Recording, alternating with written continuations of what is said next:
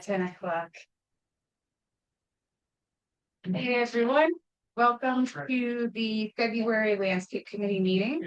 I would like to call this meeting to order. Confirmation of proper notice, John? Notice posted according to statutory requirements. Thank you. Roll call going around the room for the committee. We have Carol Lyons on Zoom. Hey Carol. So we've got Dan DiStefano here in person. We have Rosemary Kilbridge.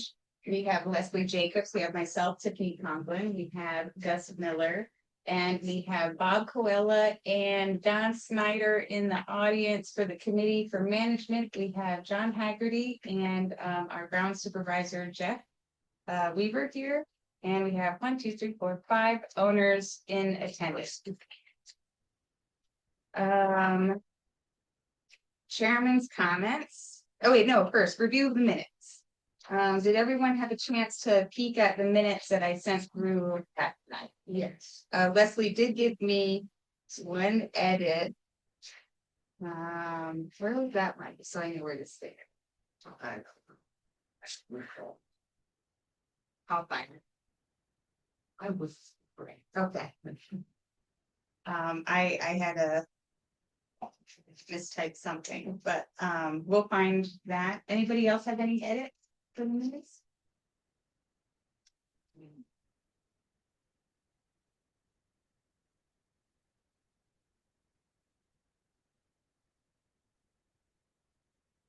Whenever you feel comfortable, we can do a motion to accept. A motion to accept. Thank you. Second, thank you, Leslie. Chairman's comments. We have a lot of owners' requests to get through, as well as a lot of planting requests. I think many of you may have heard me mention in the board meeting that we refrained from planting in January and February and December, maybe due to the cold weather snaps, just so that we didn't plant anything and then have it die when it dropped really cold. And we kind of Jeff has been keeping a list to start in March. So we're getting closer to March.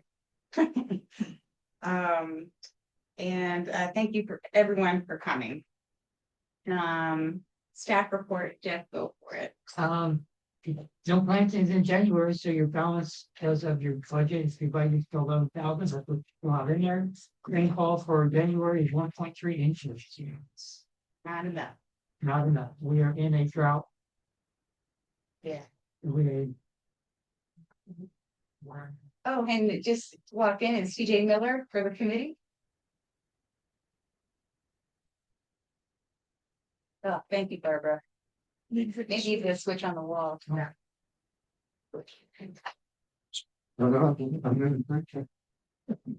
TJ. No, it's good. You're not gonna sit by me. You're not gonna sit by me. Okay. Sorry. We got one next to Gus, or those next to Dan might have some more room. Okay, sure. Yeah. Okay. Thank you, Jeff, for the staff report. We just right into owners' requests. I'll let any new owners' requests go first so that you can handle your business and you can choose whether or not you want to stay for the rest of the meeting. Do you have any new requests? I have a request. Okay, I am not a new owner, but well, it's a new request. new request, yes. I would like to, in my front courtyard, there are 3 trees. I would like to have one taken down. 2 reasons. I would consider pavers. It's stone right now. And 2 people have looked at it and said that the roots of that tree are breaking up the sidewalk. There is between the separation of that, the one is raised, and I think eventually that's going to get worse. And there is a big hump in the courtyard, and that's the tree roots they claim is doing that. So it's a big tree. I hate to take down tree, but this I'm afraid is eventually going to cause a lot more damage. Is it a palm tree? Oh yeah, it's a palm tree. Is it front courtyard or back? Right. Oh yeah, please mention your name and unit number. Oh, Joanne Gordon, 538 Lakeside. My only thing that it's a palm tree. Yeah. I know that trees are a renewable resource, but if it causes damage, and breaks up the sidewalk next to the house. I don't know, and, but my request is to have it thickness Okay, and the stump, I'd have to have the stump taken out of the ground. yeah, yeah. Usually the palm trees don't get so large in the front courtyards that they mess up the sidewalks. So I don't think you have to worry about that too much, but Nice. I do understand how you would want to put pavers in and how it doesn't allow for flat pavers. But it has raised, there's two sections of sidewalk and one is this much higher. It's a trip hazard, that's what it is. Okay, It has, since that sidewalk was put in. Yeah. It has changed. I don't know if something else is causing it, but two people have told me that it is the roots of the pump. okay, that's good to know. Jeff can help shade the sidewalk for like some relief on that bump. I'm a little unsure how to handle this one, because we've had mixed precedent happen in the past. It's my understanding on reading the rules, and I think the most diligent thing for our community, that owners are not allowed to remove trees from common property. That includes front courtyards, because the front courtyards don't belong to you, they belong to the association. And so the landscape committee needs to preserve the trees on common ground.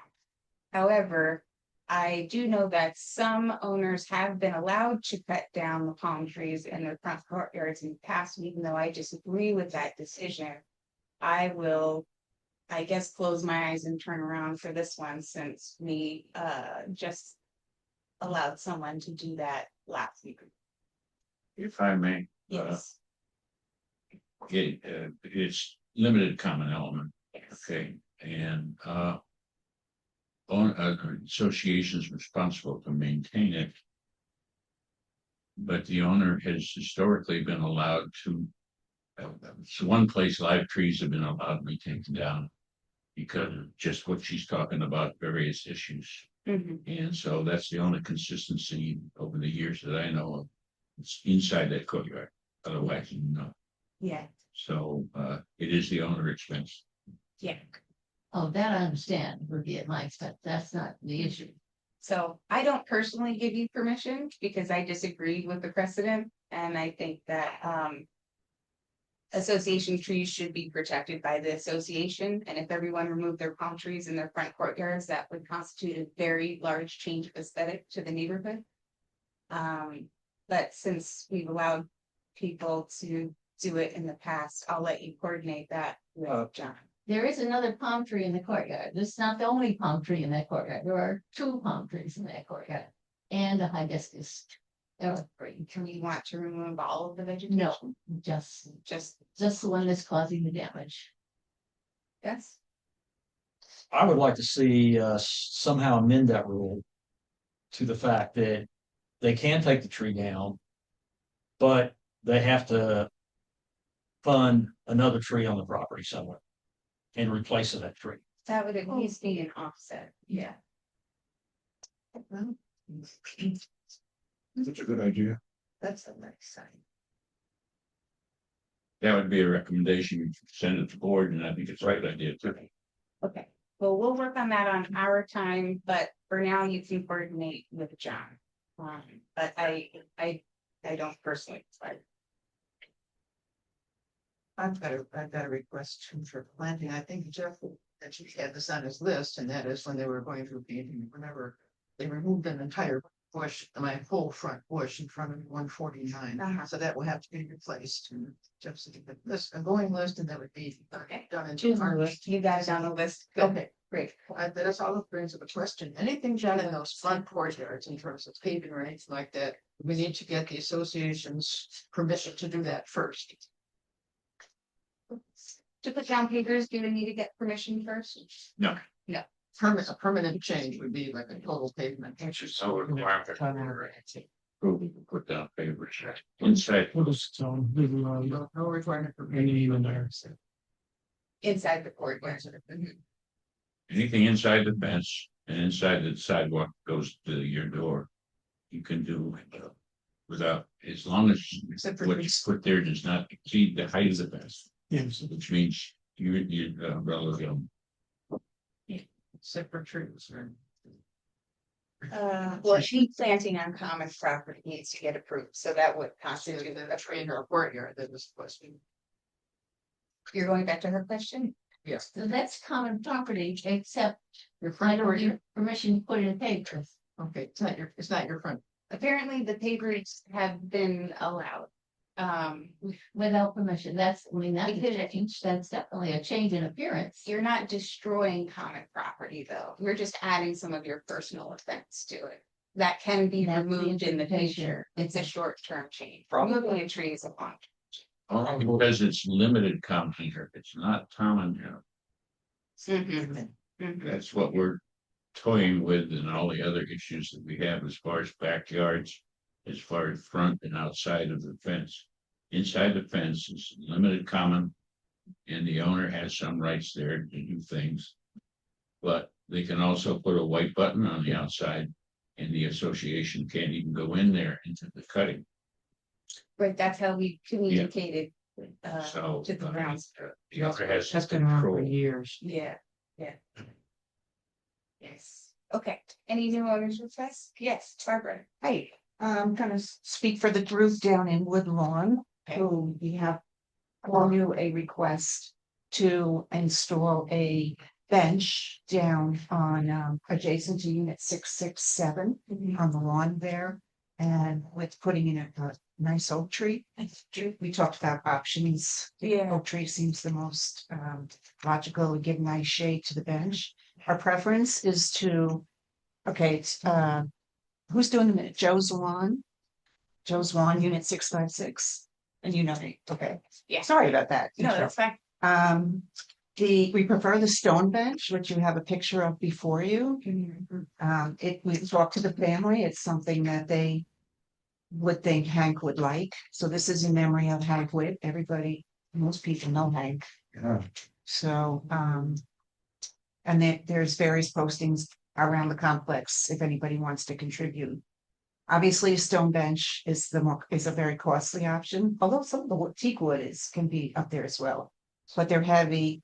We would pay for obviously the bench, whatever stone foundations are required. In that handout, there is a red sculpture that Hank did, and we would like to see that placed near or next to the bench, and that would also require a little concrete foundation to keep the weed whacker from, if possible, I mean, if you prove it.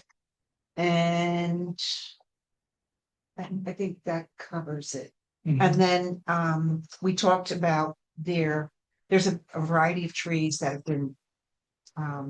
have been felled by hurricanes in the past. So my understanding is the association would sponsor putting in an oak tree in that area to give shade to the bench. Yeah. Is that What kind of oak? a live Florida oak? Tiffany's been teaching. Yeah. Yes. I like a wooden bench over a hard. Stone bench, Why do you like that better? nicer to sit on. We have had feedback about it being more relaxing. And we reached out to the family to think what would Hank like, That's. and they felt that Hank would be more the stone person, so. Right, because he was carpet.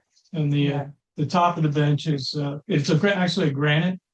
And that's a smooth granite on, the top, so it's not rough. The only rough is the pedestal. The two pedestals. Does anyone want to say that, Rosemary? What's the policy on putting up benches? What's the limit to the number of benches are going to be put on the property? I just don't think it's appropriate at all. Again, with board approval, you're allowed. With board, And of course, you start with the recommendation, you approve it and send it to the board. okay. But here again, it's a personal article placed on common ground. Yeah. We could have an unlimited number of these benches. When do we stop? I've got several trees out there now and benches, so it would be hard to argue against the allowance. Yeah. In the beginning, when they first did it about 5-6 years ago, there should be sentiment against it. And want to turn this community into cemetery, if you will. But there was a change in heart, if you will, and they said that the certain people should be honored. It was a consensus, and there has been consensus. So you're gonna say this? The other thing is, we have a number of non-memorial benches. So if this issue comes up, gets to the point we feel like we're getting too many benches, Right. then we could start removing one of those and do a memorial bench there. So we're not increasing the number of benches, but we're able to honor those who've been here. Yeah. We don't have any other benches inside of Woodlawn, so this would be the only one. Oh, So- I'm sorry, we have Katie Williams. Oh, Okay. that's And she is behind Cluster U on the way to pool 6. That's true. Yeah. There's one going into Woodlawn on the left hand side. Mhm. And you know, frankly, a lot of people sit on benches just to chill in the shade, Enjoy. relax in the middle of their walk. I mean, I often go out to the one on the corner of Wildwood Springs Boulevard Yeah, and just sit there with my dog and it would be nice. to watch have life one go by, you deeper know? into the cluster, yeah. And I, you know, hopefully, with, you know, we'd like the stone version to be approved. Yeah. We think it fits nice in with the aesthetic of the community, so. Yeah, I don't have any problem with recommending it to the board. Does anyone have any feedback that they want to put with that recommendation? Well, I was gonna say, there's Yeah. this stone sculpture, what's that? So that's Hank. Hank was a sculpture, and sculptor, sorry. And he sculptured that. Yeah, putting the sculpture out there. So yes, that's one of the requests is with approval to put the sculpture near the bench somewhere. If it's not approved, it's not approved, but we're asking for approval, so. That's why we're here. Where's this gonna be? I'm just thinking of the future, you know, you could have a sculpture garden here without too much trouble. Well, we can always leave it open to the board to make the final call about this. John, do you have? Question. Somebody's gotta maintain. Sports holding up this proposed granite bench. Yeah, Are those laid up stone? They're not split face block or something? No, No, it's granite, That's granted also. So supports holding up a granite also? yes. Oh, wonderful. Yeah, they're both, the pedestals are granite bricks. And I assume some kind of epoxy to Yeah, secure the top to the pedestals. yeah, and we would utilize in-house to do the foundation. We've had some of the maintenance guys who want to be part of the contribution of the, if, you know, if it's approved, yeah. they want to be part of it too. So this is just a slab of concrete. Yeah, Well, depending on the way of that, but I mean, you're looking at 1,000 pounds, how thick is the concrete going to have to be to support the 1,000 pounds sitting on top of the concrete? I mean, Slab, it would we be a said. quarry spot, I don't know, I talked to Brett, he's concrete value. He recommends. Some rebar in it. we were wondering if possible, you know, it's just a request you could get, you know, not. Is that the foundation would be just under the pedestals? You know, deeper than the normal slab. And it wouldn't be a slab, but just under the pedestals. And then I noticed that for all the other benches, there's a paver walk up. And then maybe, you know, a paver walk up with some, you put the two foundations, cylinder foundations under the pedestals. And then you could put stone around it, so you don't have to trim it. Some gravel, so you don't have to trim. As opposed to the pad. If the pad is the only way to do it, if that's allowed, then that's what we'll do. We'll do, you know, we'll do the pad. Yeah, has this come? Well, each bench, each regular bench has, he's correct, as far as stepping stones Mhm. to it. Gravel, I don't know that even though it always looks better, gravel than the stepping stones. The grass grows up in between and creates some maintenance problems, but you certainly need access to it if it's instead of tripping over grass. So I would say the paver walk up would be pavers. Mhm. It would just be that where the bench itself is, instead of having the 4x3 pad 4 inches thick, Mhm. we would just put a deeper foundation under the pedestals because it's 1,000 pounds. Mhm. And then for structural and long-term, it's not gonna sink. But then you still have grass to trim around it. The pavers go up, so maybe around that area. It would be cut out and then maybe that far of gravel stone. Uh-huh. That if the worst would happen is you just spray it with some type of treatment to keep the weeds down. Right, right, which we do for other areas, so that's no problem. Yeah, And like I said, we will do whatever the board approves and all that. Yeah, We have about 30 people so far and gaining who want to contribute to this. Many that know Hank, yeah, want to, be part of it. And then we're just the beginning part of it to bring it before, what are we allowed to do? Where are we allowed to do it? And what can we do with the board to make this possible? yeah. So would the sculpture then be on the stone or? Yeah, this could be on the stone. I don't think it weighs more than 10 pounds. Oh, I think it's 120, 20. I mean, you could just Yeah. take it and lift it up. Pardon? The sculpture right here says it's Says 30 on. It's about 30, yeah. Well, I As lifted a it. guess. it's nice to put it in the same. But I lifted it. Denise picked it up. Well, the other thing is, if you're gonna do stone around it, you need to go out far enough to get away from the bench, so it doesn't get hit by a lawn. I've seen Jeff cut grass, so, you know, you wanna keep it back. You mean at 50 miles an hour? Yeah. Well, that's just the way mowers say it. Only is one speed. And the other thing we would need Turbo. from Jeff is to, once it's all approved. Because you may have irrigation water line there, you may have Sure. wiring, so that even though we have that little circle there, maybe it has to go this way, that way, whatever, to not interfere when when you have to dig down for the foundation for the pedestals, Okay, if it's approved that way. But we assume there's irrigation in that area because we are asking for the oak tree to be planted. There's irrigation. Okay, yeah. Yeah, I just don't want to, hey, we dug down and out. Now I just have to kind of figure out where, I'm sure they have the diagrams for where that owns. Yeah, can I ask what your name is? And your unit number. yeah, Oh, I thought I said that. Oh, I don't live here. Joe? No, I'm Joe Zwan, ZWAN, yeah. 656 Woodlawn. Thank you. Okay, is any other discussion needed? Yeah, Karen and God, my next door neighbor. yeah. Want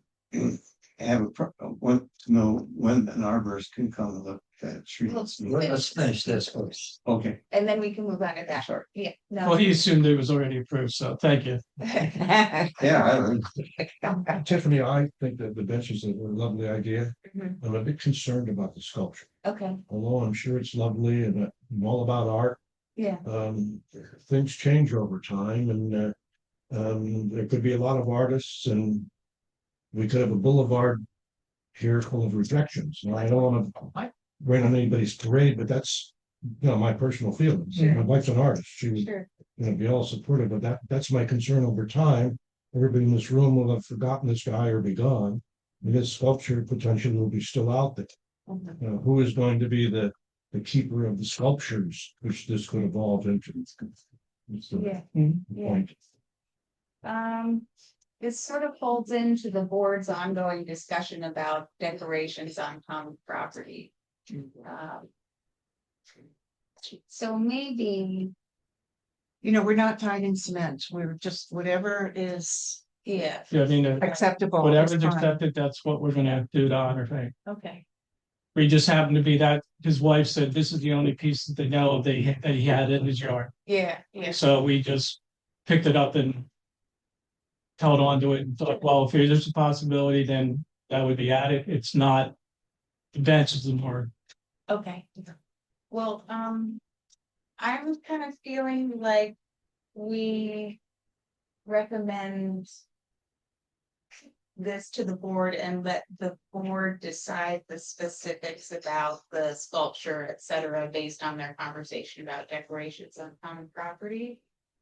Is that okay to sort of give a recommendation without a specific? Approve the bench, Approve the bench?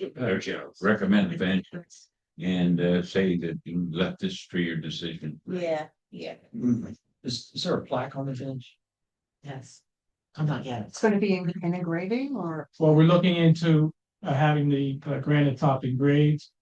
Okay, You know, we haven't, but if it's too costly to engrave it, because the inscriber has to come out here and engrave it, is to maybe get a plaque attached to one of the pedestals. That, you They know, make them right over here, at the shopping center. yeah, so, you know, we would go to that. Trophy case. Okay. All right, is everyone all right with it? Any, should we take a vote? Or? Motion and approve.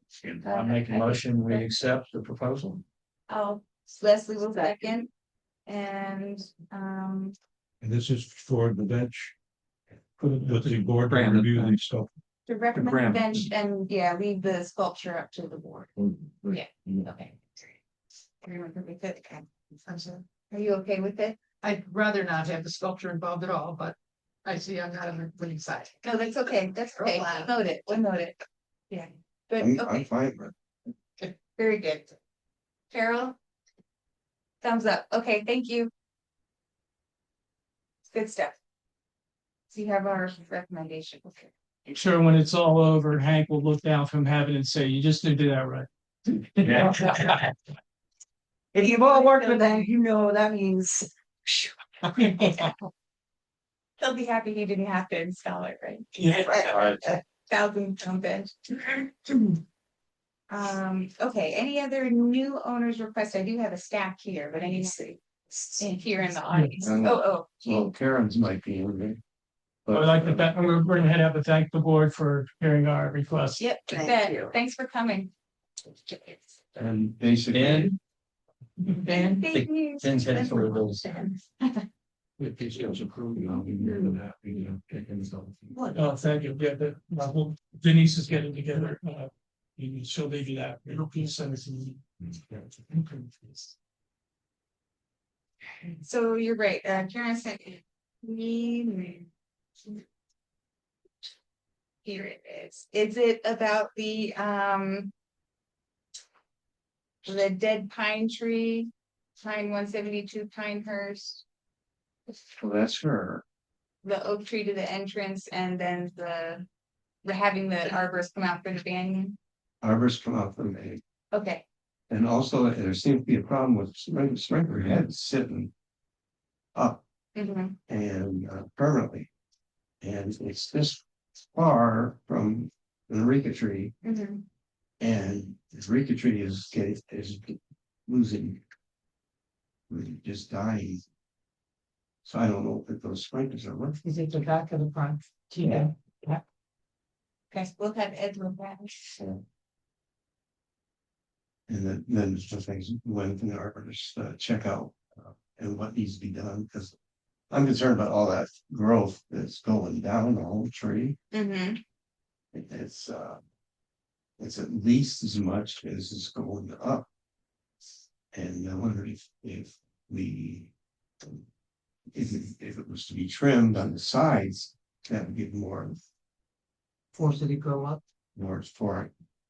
Not the ones that are growing up. Is this news like branches growing on the side, or is it just it's hanging I down? don't know. They're growing on the side and it's hanging down. Well, I mean, they're growing on the side and they hang down. Vines or? Oh, no, the branch. New branching. I have our arborist coming out next week, so I'll start a little list of things that. You know, say the thing's 11 foot tall. It comes down to 5 feet above the ground. It's just covered all the way around. Okay, And there's probably vines there too. yeah, It's branches. okay. Yeah, maybe he'll recommend something. I would definitely cut off the new branches that are coming out letting on the Yeah. trunk, Mm, prune those off. Well, maybe you're trying to do a rooting thing, I don't know, what do you, well, you have to go look at it. Yeah. Yeah, Well, yeah, the arborist should be the expert on it.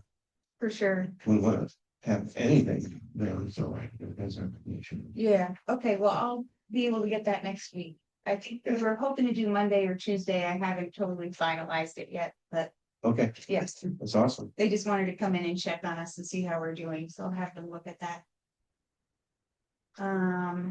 Yeah, so, okay, so the other things that Karen mentioned in her email. She says there's a dead pine tree behind 172 Pinehurst. And she's worried that the dead limbs could cause whack the power lines.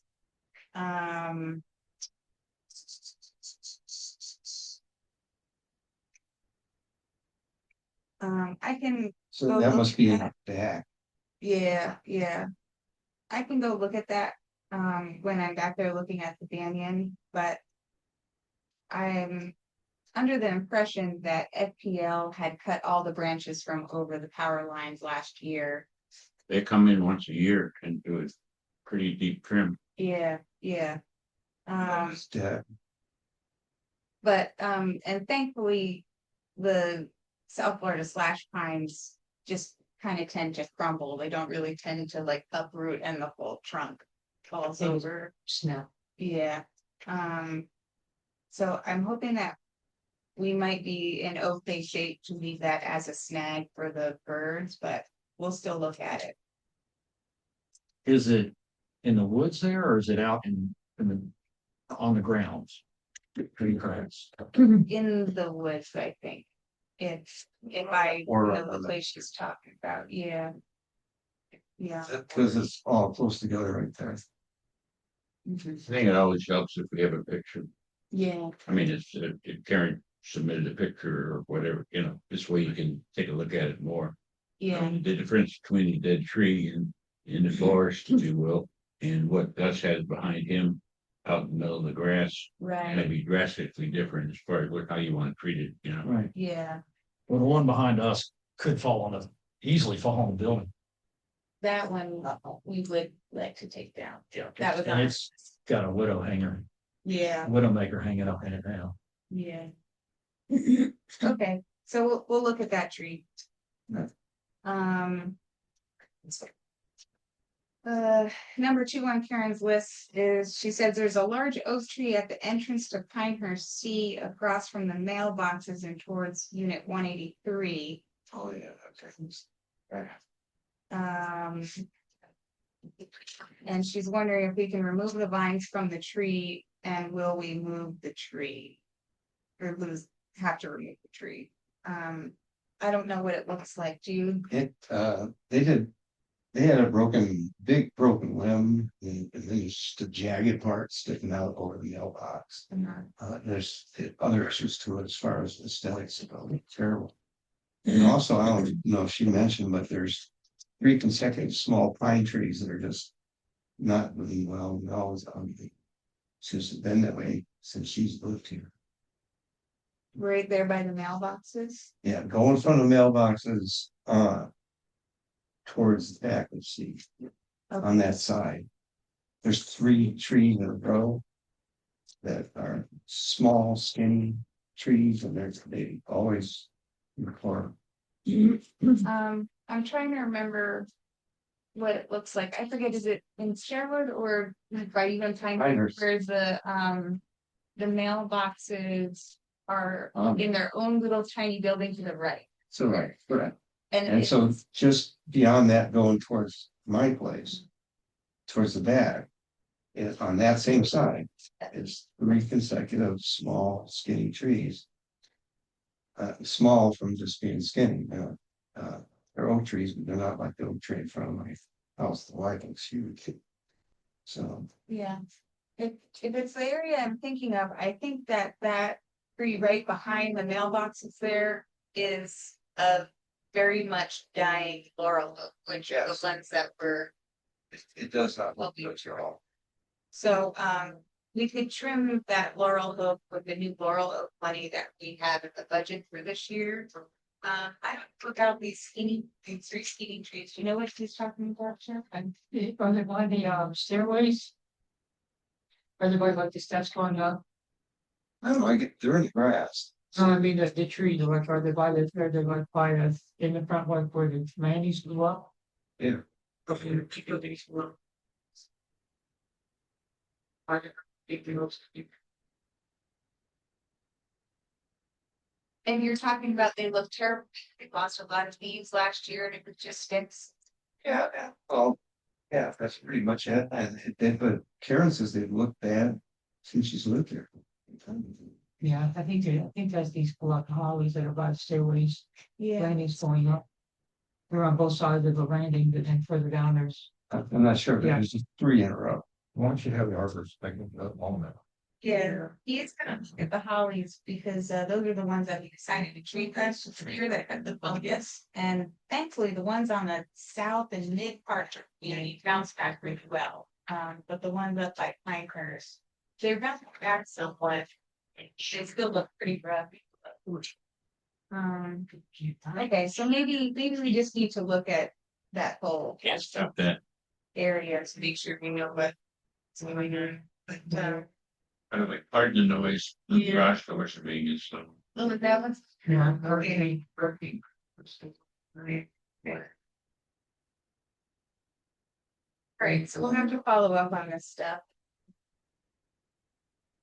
You just write it quick. to, oh, yeah.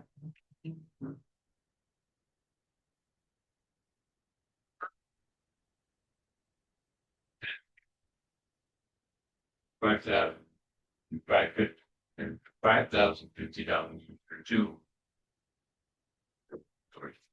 Okay. First time ever replaced. So another request that I got by email was from Bob and Barb Wagner in 161 Frank. They would like to put a bench, speaking of benches, in memory of their daughter out by the pond behind Buster C. I don't think there's some message. Side of the street. It's the side by the elevators. Okay, So behind there's a little, there's a pond back there. yeah. I think it sounds nice to have a bench by the pond, but what does everybody think? Well, can I just say that I think it's nice that unit owners are willing to pay for it to save the association money. Yeah. You know, they're doing it for, their own personal, sentimental reason. I think it saves the association money. Yeah, yeah, good point. Is there a spec for the bench? So there's some uniformity or it's gonna be, They didn't provide that, so we can ask for that. but I mean, from a community standpoint, establishing one, at least that this is gonna be a precedent on the floor, it might make sense rather than have this one a tubular metal and this one granite and this one wood and this one Yes. fiberglass or plastic or whatever. I mean, having some kind of specified, it has to be this variety, so to speak. Uh-huh. I think know it blend in. I'm not on the committee, but you were concerned about the tree and changing aesthetics in the community. Well, it's a different kind of bench that is going to affect the aesthetics. Yes, this is a new initiative, though. This is something that we don't have. So if anyone wants to pick this up to create a standard for benches, Does it make, we can talk about it.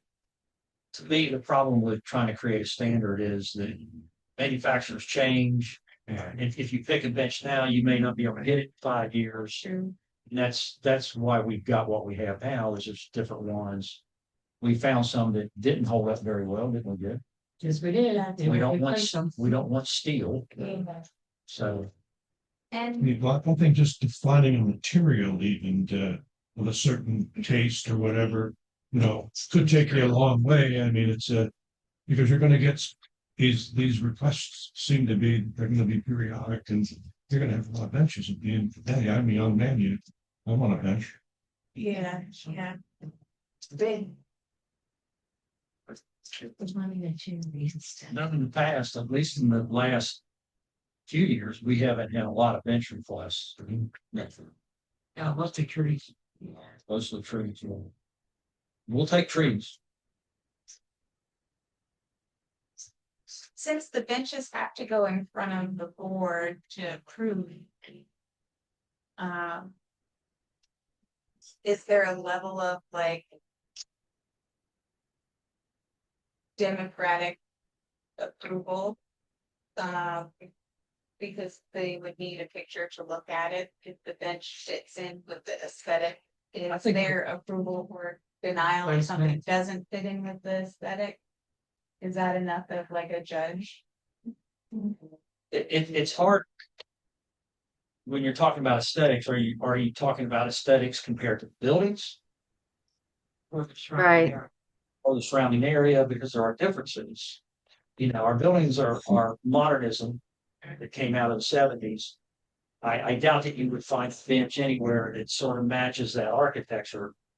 But Get similar I would- colors or, I would think what we need to do is somebody wants to put a bench in, they come to us.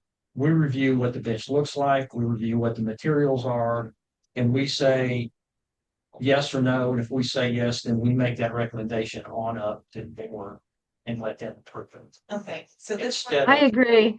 Tiffany, I totally agree with that thought process. And maybe, if the buildings and we can get together and come up with two benches, like one wood, one concrete, that is acceptable in both, applications.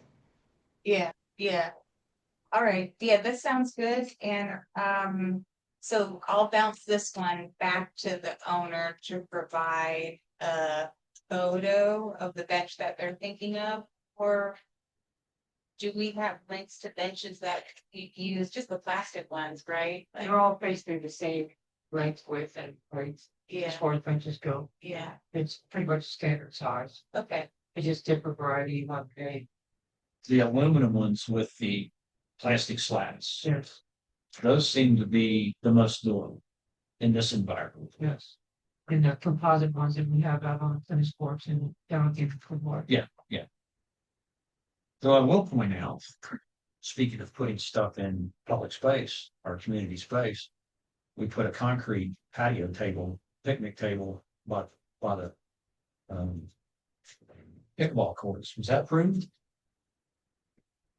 John, What's that?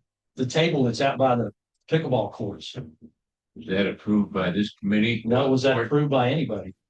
No, it appeared, there has been a bench there, hadn't there been, Jeff? Or it was a tennis court, no? No, just the ones there by the first gate going in. Yeah, I don't have a vote on the pad that was put down or the bench, but it's there, yeah.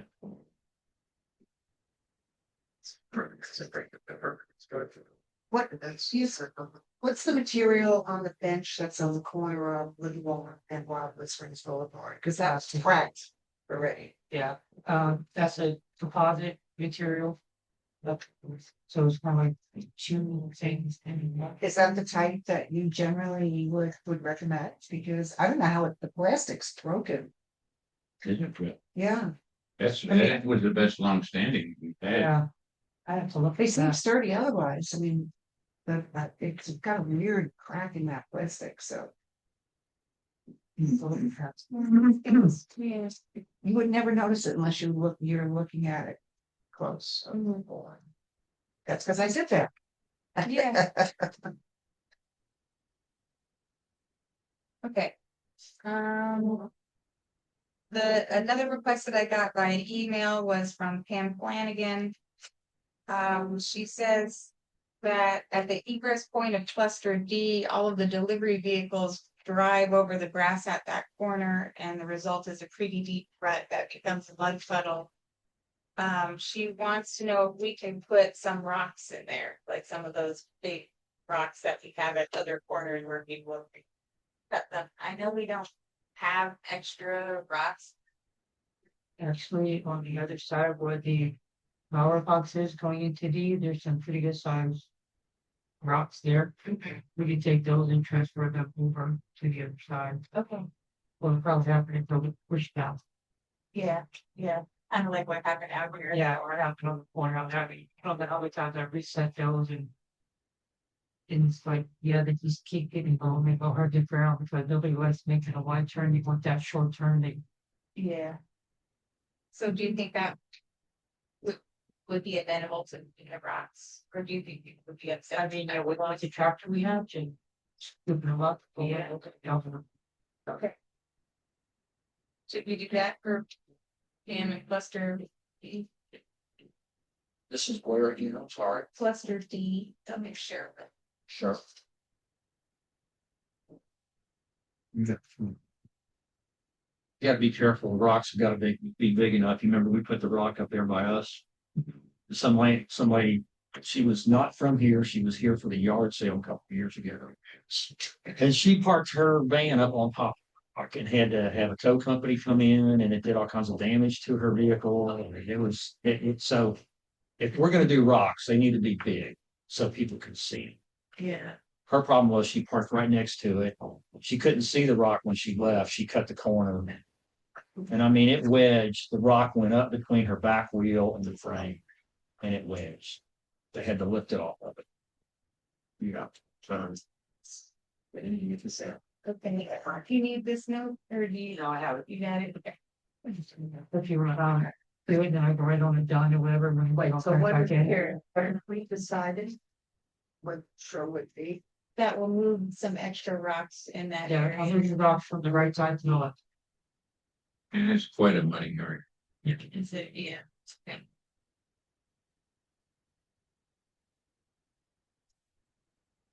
Other new requests, Those I probably already have on my list from here. Okay. officiate this? Yes. Yes, okay. Ricardo and Angela Dentasano have asked for the landscape committee meeting minutes and recordings. Did you do that one? Yeah. Okay, Oh, I'll you email got them. They're online. Yeah, right. Actually, yeah, John, would you get back to them and just tell them that everything's online? That's my upstairs. Is it? And then we have two from Melanie Fontaine. And actually, these are repeats. She came in last week and talked about both of these. Okay, so that's just a reprint. Oh, sorry. No, we don't both, but we mark up and put them, give them back, otherwise they keep those out. Got you. I think it's something that we're still working on, and we have notes about it in the. Our ongoing. Okay. Blah, blah, blah, blah, blah. Okay, into old owners requests. Oh, sorry, now that the owners were old, the requests are. She look at you. Yeah. We have, which is Sal Nass from 204 Sherwood. We have some replacement bushes on deck for his unit on your list for March. Do they think it has to do with pushing the replacement plastic? I already have it on my list. Yeah, okay. And he had asked for some trees behind his unit to be trimmed because his gutters get clogged. Are those big trees? Should I bring the artwork out? Yeah, don't know.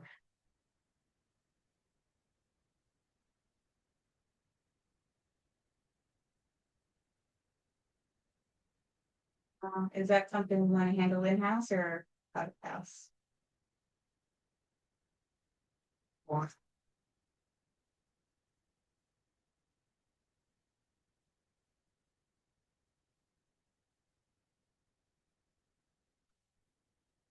but right on the corner, Yeah. I don't know how high it is. No, my guys can reach it. But Yeah, okay. Maybe that's something we do when we do the palm trim and oak trim this summer. They are trimming all the backs now, starting from Okay. Pinehurst, and so maybe you can look at it sometime. Eddie can get on it, give him some wax and keep it away from the without taking. Okay, sounds good. He's talking about dead bushes and tree stumps. The dead bushes are on your list. Gus has a tree stump list for when we rent our stump grinder. Is there any plans to do that yet? not for me, and I'm waiting on you. Are you waiting on me? Okay. You guys will coordinate the I'll list. get him something here soon. Okay, sounds good. This homeowner had asked about when mulch usually is placed, and we weren't sure when we normally do it last. We've done both. We've done fall, we've done spring. Yeah. So almost, almost a little late now. Yeah. I noticed there's a new facility up here on, Yeah. Cortez. We might be able to get a competitive price, better price, here being a neighbor. But, I see most being in my community where I live, they're just putting it out this week. Yeah. But it's up to y'all. If you put it around right now, you're gonna get probably the benefit of what the mulch is, but you're gonna get it dried out from summer sun. So I don't know, I mean, if you almost, we don't do it soon. We're back into cutting and mowing and edging that takes up all their time. Yeah. So it's either gonna be like immediately or do it in the, maybe just before Thanksgiving or something like that. Yeah. Yeah. I noticed people are starting to do it themselves. So we're getting kind of a hit and miss of different colors and. Yeah. No one should do any color with Just sort of light brown or is it a dark brown? How would you describe that brown, like chocolate brown that you have? Yeah. It's a darker brown. So that's a decision for you have a budget for it. Yeah. I'm thinking if we're gonna do stumps in the next month-ish, and we have all the March plantings to do, it seems nice to save the mulch until the fall, because it's a lot of big projects to have all at one time. That sounds. What does everyone think? I mean, aesthetically, it would be nice to have it now, but, yeah, the manpower is gonna be rough for that. Could we possibly look at doing some areas hit and miss around our mailbox? Jeff, you know what I'm talking about there. There's no mulch left. And all it does now, when the irrigation runs, it just runs out dirt. I don't know where all the mulch went, but it's not there anymore, not much. It's making a mess. I know all the pools needed desperately. From an amenity standpoint, they look pretty sad from the mulch standpoint. So if you were going to selectively look for a couple of places to do it, I mean, where are you going to get the most bang for your buck? Are we scheduled to do fronts for mulch this year or back? It's always 9 times out of 10, it's fronts and common areas, which include pools and mailbox. And you do have an increase in that budget to make sure we get enough for those areas. Yeah. And then might be 2 years from now, we might do the backs, but Yeah. since you use mulch in common areas. Yeah. Did we do the backs last year? We didn't do any mulch last No. year. That's why there's probably none at the mailbox. Yes. Yeah, and don't forget, we took $250,000 out of every line item going to clean up from Milton and what have you. That's great. I think it was brought up at the last landscape meeting. I know from my end, I brought it up about mulching every year in the front. And you don't get that in the budget when budget season comes by. They don't have money in the budget. Yeah, that's in this. To do it. Oh, it is. Okay. As a matter of fact, it went from 15 to 18. If I'm correct. Yeah. But that's probably not enough increase to do it every year. Yeah. No, I think you only generally do it every other year, but right. But you're saying Do the fronts every the year. fronts every year. And And maybe the pools. I don't I know. would like agree with that. things that are high visibility. Yeah, Because I don't have much left in my front either. we had that. There was a period of time up until 2 years ago where mulch was put down every year. Oh, Every year, every other year was front, back, right? Yeah. Then, whether it was God knows what, but we got in the budget crunch and didn't get done. yeah. I understand. So, talking about longevity. Jeff, correct me, but I'm thinking if we put down mulch now, we're only gonna have it in a spot for a few months until rainy season starts and it all gets washed away. But if we put it down in the fall, we have all Or winter long, when season is here, it's fall, winter and spring for it to the press. look nice. So I feel like we get the most longevity out of this, that it's if we do it yearly in the fall. Yeah, Tiffany, I was just gonna say that sometimes, it's no fault of the landscapers. They're blowing all the mulch out of those beds too. And when you don't have rain, it just gets blown all over. So I agree with you. I think the fall would be the safest time. So, Okay, all right, let's save mulch for the fall. We'll focus on plantings and stump grinding for the spring. And that'll help divide some of the high work efforts that we have. Yeah, sounds good. Sounds good. Could also just take some of the residue from grindings and stump grindings and put in some maybe layer mud box or in some places. Yeah, yeah. There is some It's good. benefit to that. Fine. It's Or it's gonna be oak or whatever, but something, it won't, die, Yes. maybe Yeah. light. okay, We've got termites. possible. It's not treated, right, the mulch we buy is treated for termites. Okay. Yeah, we're putting it around the mailbox areas. And Oh, mailbox area, Yeah, right, right. not at the building. No, it's a good thing. Yeah, the termites will eat some of those buildings. We don't have a regulation. All right, so we had a request from Penny Collins and Judy Dell and 750 Oakview.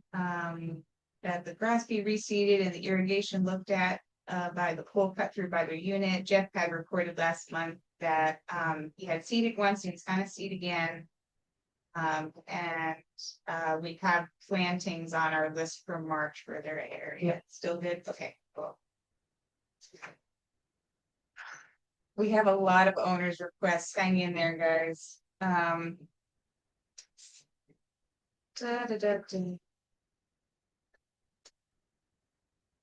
Vegas Flood had asked for an irrigation review of his area. Do you know if Ed did that? Okay, great. Tom Couillard and Jean Higby and Woodlawn requested the purple orchid tree out back of their unit. That on the first. Okay, cool. We had Ricardo Dentisano come in, gonna do Oakview, requesting approval to plant the dwarf mango tree in common property out in front of his unit. We sort of felt like a committee that we don't normally permit tree plantings, and Chuck's brought up attraction of rodents. With that, You said no. Yeah, well, we said correct. You should that we know. would ask John about it when he's not back. We were leaning no, but we just want to see what we were. Historically, been little or no approval of any fruit trees. Okay, To other rats. I will point out that he does have his mango tree, it's potted, pot. yeah, yes. And if he keeps it in a pot, he could stick it on his. Keep it inside of its, courtyard, and you can have He little doesn't- rats. Yeah, He doesn't have a courtyard, he's upstairs, it's above me, he already has a. I thought it was a banana tree, but you said it's actually a bird of paradise, oh, they do look the similar. big tall one, well, it's the big, right. He already has that on his, that's the one where he's watering it with his condensate off his AC. Oh, wow. That's fine. That's cool. I don't know how well it's doing since it's AC probably running, but it doesn't look healthy. Yeah, Neither does his other popular, the fruit tree. yeah. John, do you mind getting back to him and telling him that we deny the request to put the mango in? I imagine it comes in. He's looking right here for the minutes. So I'm sure if it's probably coincides with what that's, he wants to see where you improve it. He'll be here probably about mid to late March. Because they come down for spring break. Okay. If you wouldn't mind following up with you, John, because I kind of left it open-ended in the minutes. Thank you.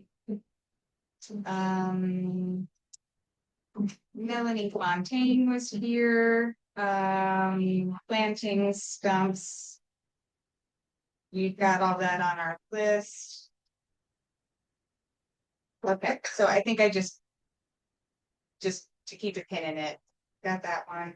We had Jeff Blackman come in, incorporate palm tree, another stump request.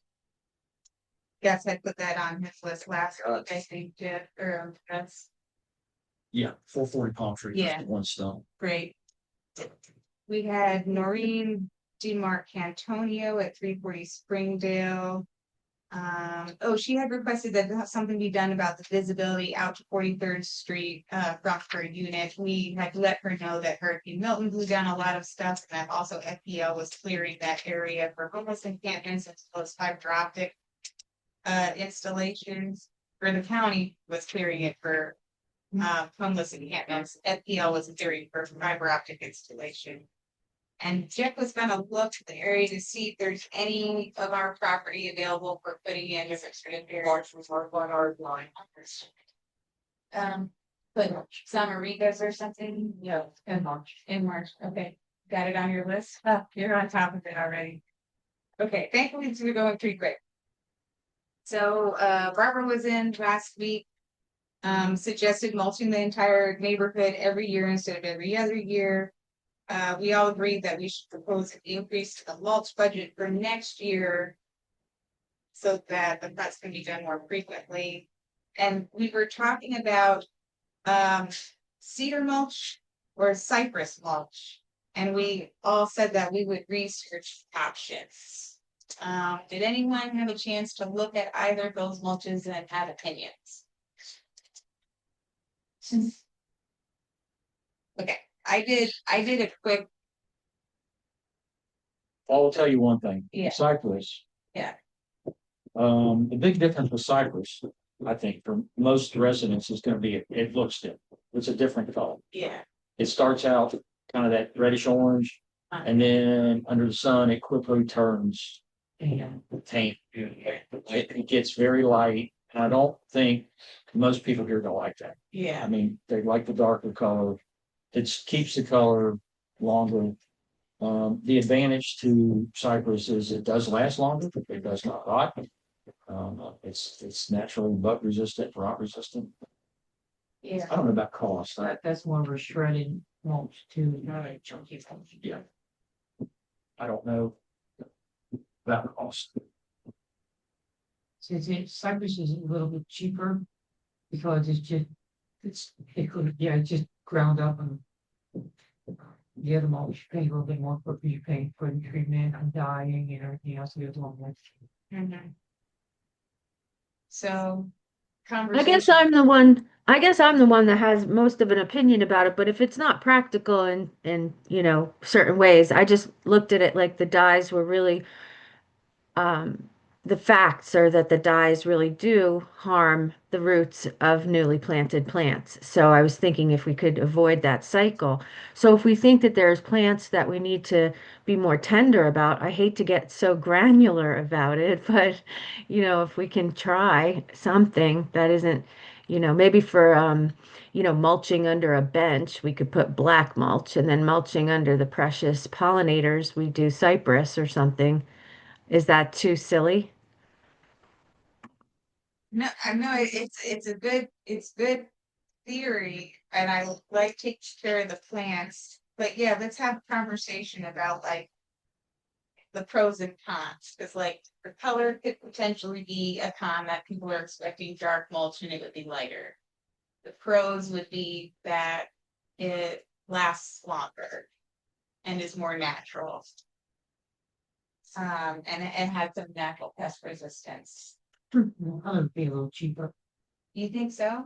Yeah. I don't know. That's why I was asking Jeff, because where I'm from, it's a premium. Yeah. And it has to be trucked from here to there. Yeah. You don't get cypress trees in Kentucky, so Yeah. not enough to cut down, turn into mulch. Yeah. The mulch usually the price it goes by how many times they have to grind it. The more times they grind it, the price goes up. So you get the finest stuff costs more because they have to grind it more than once. Yeah. So that, the price usually varies. If you want the fine stuff, it's gonna be expensive because that's probably ground 3 times. Actually, grade A. Yeah, grade A, it's ground more than once, where the cypress is not as fine, so you're gonna pay less for that because they don't have to grind it. We usually buy grade feet. Yeah. Do we, yeah, It's got a lot of chunks in it, but sometimes that's to the advantage. It's right. a longer time. It'll stay longer. They don't float off as easy. So, I mean, this is actually something that people debate all the time. It's not new, cedar mulch, cypress mulch, whatever. So we shouldn't feel bad about having questions or a lull. yeah, You know, I thought we no, were and gonna there's do it until concerns. fall. that's true. Yeah. You can debate both and get researching it. Right, okay. Put a pin in it. We'll put a pin in it. Yeah, I love saying that. Let's put a pin in it until fall. At least we have some ideas floating around our heads. We'll have lots of time to think about it. Okay.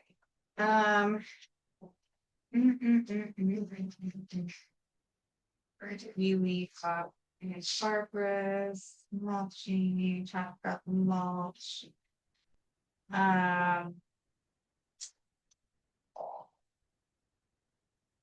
Okay, we had a request from Don Snyder and 266 Sherwood.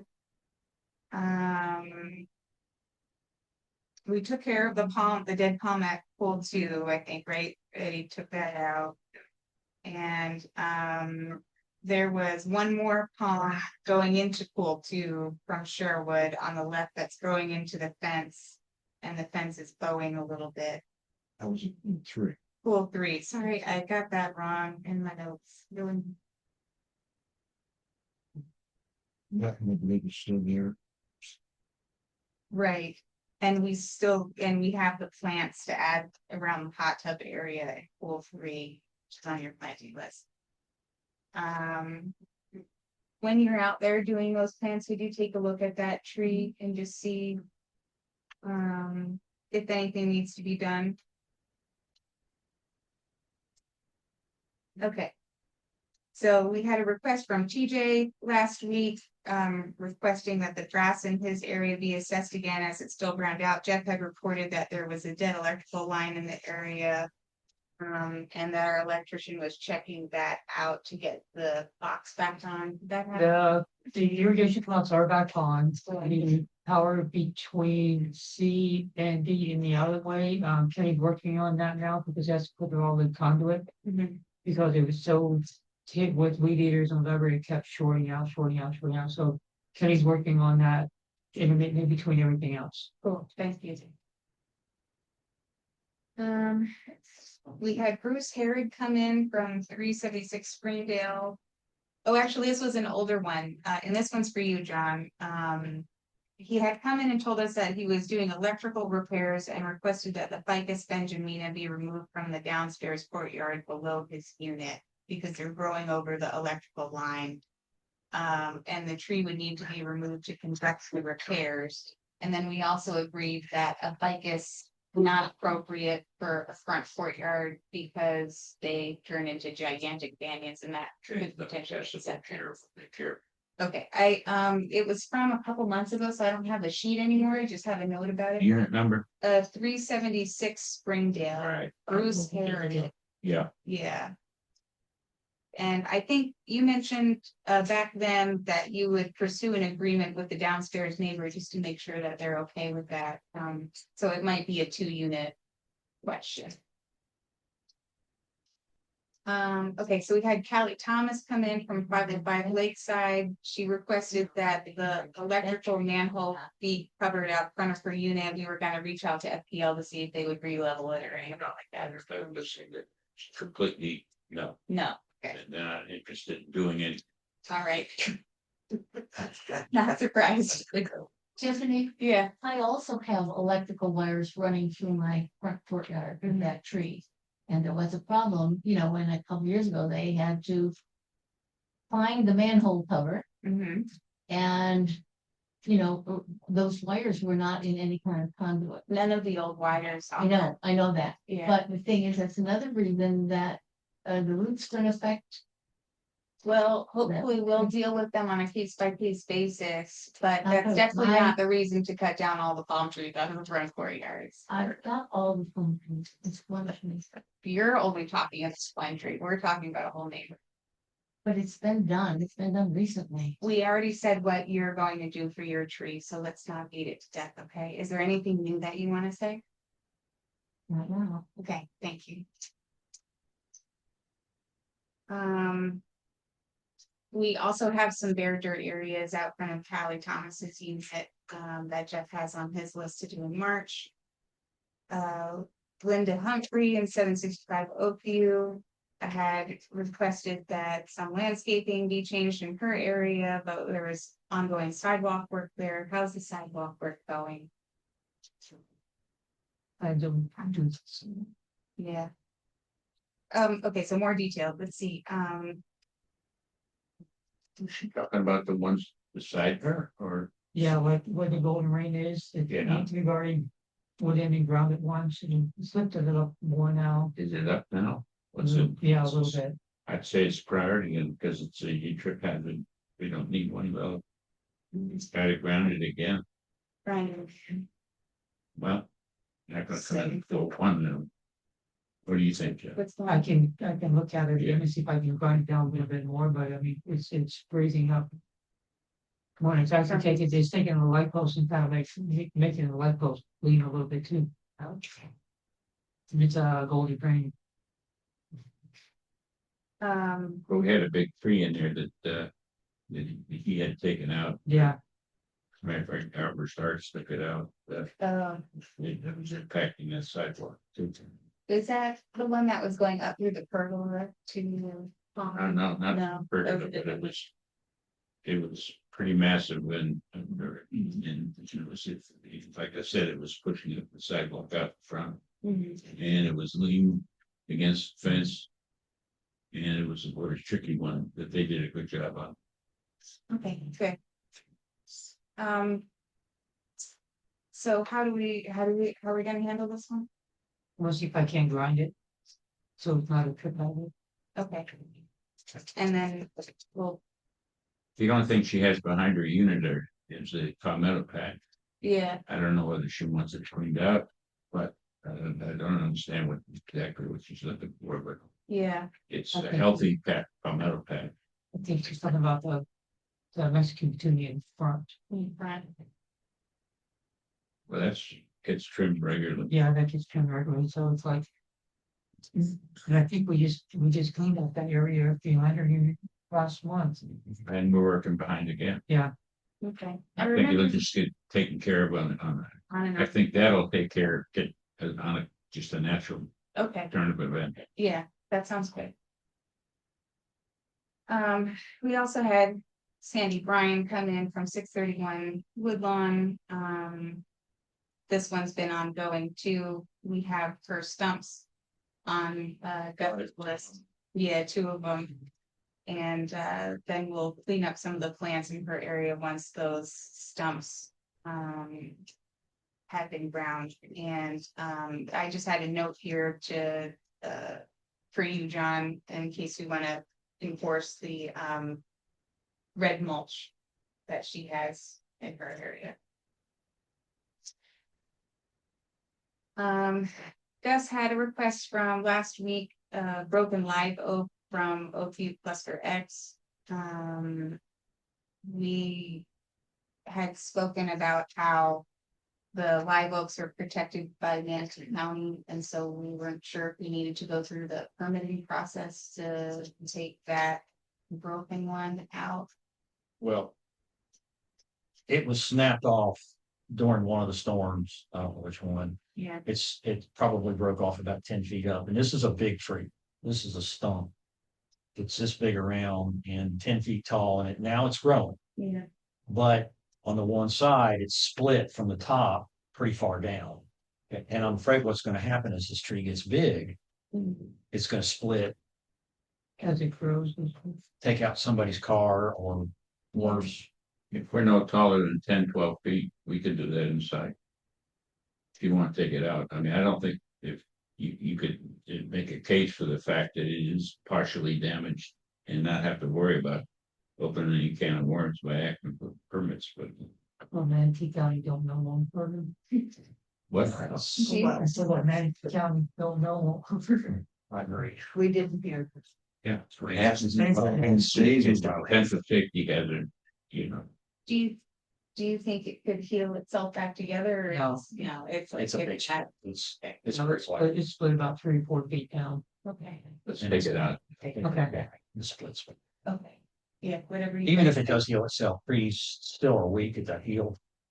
And you know how heavy an oak tree's gonna get in the top. And it'll just cleave itself. It wouldn't take much of a wind to take it out. Okay. Sounds good. The last one, thank goodness, was, Karen Banker had requested a gravel pathway, from Palm Tree Cluster K to the pickleball courts, and I think we had that on our list. I'm working on it. You're working on it. Okay, great. Thanks, Jeff. That's the road in the courts. So that's all we have for owner requests. I'm glad we could check some of them off our list today, but we'll be a little bit shorter next week. Month, yeah, thank you. Sorry, I'm braided. Let's see, we can move on to patio and grounds compliance. Last week, we had discussed the outcome from the previous board meeting. The board agreed to continue to allow us to handle review of personal planting issues and resolve with the manager. And if anything needs to be escalated to the board for review, it can be. In sort of spirit of that, Steve and I rode around the community and we made a list of units that have paver edging, which has been flagged by our insurance agent as something that we need to solve for, since it's a trip hazard. We have been sued for trip hazards in the past. So anyways, Steve has that list. I had also emailed it to John to start some enforcement with trying to get people to take their paver edging out if it's, not in line with the sidewalk, if it's a race thing. So we continue to chip away at that.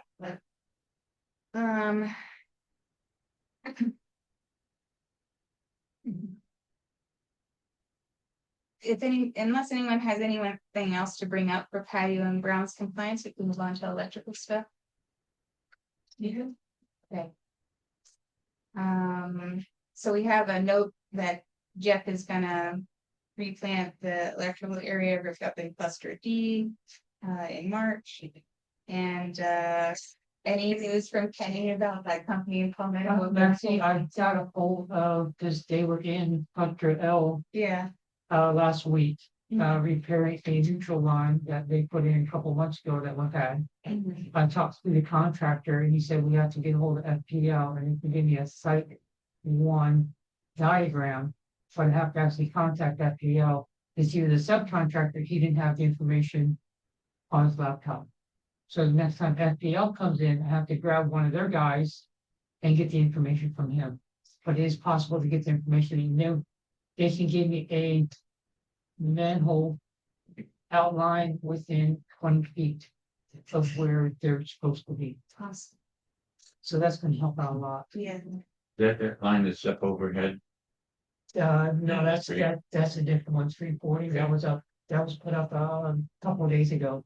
Yeah, well, okay, we're not talking about that, but Yeah. I'll just report that I talked to Kenny. And he's gonna check with FPL as to, it's gonna be our responsibility or theirs. Cause it seems to be going from handhold to handhold versus the units, and so it's kind of, but he's gonna check with FPL and get back to me. Okay. Great. Thanks for following up on that, both of you. Next we have Hurricane Milton. Banyan recovery plan. We've already noted that I'll follow up with the arborist on the banyan check. And for the Wildwood Springs Boulevard and Oakview area, it's on the crews to-do list for March-ish. And Doug, so you have stumps on your, Lot of stumps, a lot of stumps. about, I can't remember, 13 or 14 in all. Make it 14 or 15. Okay, I'll find you. Hey Gus, Person. you have mine 174 Pinehurst, no? These are actually right here. 174, Yeah. two up And Right. on the list. Thanks for working on that, Gus. You're on all of this. You're on top of everything. No, not real estate. Upcoming arbory services, nothing really until summer. But I will meet with the arborist next week and just kind of get a feeling for how things are doing at this midway point through the year. I will ask about the holly trees. And I'll ask some questions about our laurel oaks to see how much trimming we might need for that this year. That tree behind Cluster U then had the chevrolet tree growing into it. I Yeah. think it's been treated twice already to try and get that chevrolet to stop growing in that tree. And it's starting to pop back a little bit, right? Yeah, in all earnest. Is that, who treated that before? Because should we not, we didn't get our money's worth, whoever treated it before. Well, no, it's just that invasive.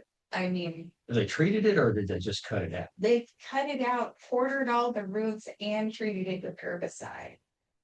But because it's a Chevrolet, But it never actually died and came back. It just never died. yeah, It just kept, it's very surgical how much herbicide you can use in situations like that to not also affect the jacaranda tree. So it's like. well, I'm just saying, you like, can't just douse it. do they have a guarantee? Like, do we call them back and say, hey, look, this didn't quite work? Like, do they come back for nothing? And No, I think if They're we trying to save brought money. in an outside service, we would probably just need to pay for an additional treatment, but. that might be something- that might be something that our guys can do now that it's smaller. I mean, Get it out. yeah, It's just just, rip at it, yeah, just like you did with the one in the oak at the north end of the unit. It's to the left of Katie Williams. yeah, right behind the bench, right next Yeah, to the right behind the bench. bench, Yeah. yeah. You can't miss it. You could see the cuts where they tried to sever the growth Yeah, attached to the jacaranda tree, yeah, but it just keeps growing above that. yeah. part of it's hanging down now too. The what? Part of it's hanging down. The cheffler. Hanging, I don't know.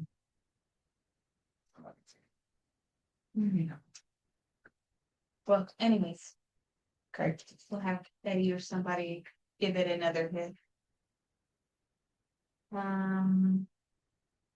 Okay, anything else for tree stuff? No, okay. Cluster flower boxes, we were almost done, all the large community boxes, last month, how's that coming? I finally got wood in yesterday. Yay, so we'll keep chipping away at those. Yeah, 3.5 weeks later, I finally got covered. Oh my goodness, sorry it took that long. Okay, great. The next thing was a trailer repair and replacement.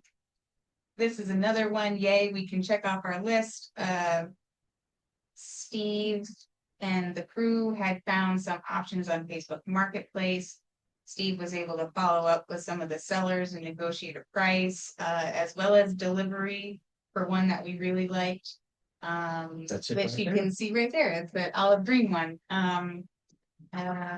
We were able to get board approval to release the funds and it's here and hopefully our crew likes it. Yes, Yes, good, yeah, 2 extra feet on the back end. amazing, yeah. So that's a success that we've got, finally that's wrapped up. So the next thing on the agenda was mulching, we decided we'll talk about that fall instead. Can we, Yeah, just on that, yeah, for planning purposes. Yeah. Should we plan on starting the mulch like 1st of October? So it's done in the fall. Yeah. It's done before most snowbirds get back down here. Right.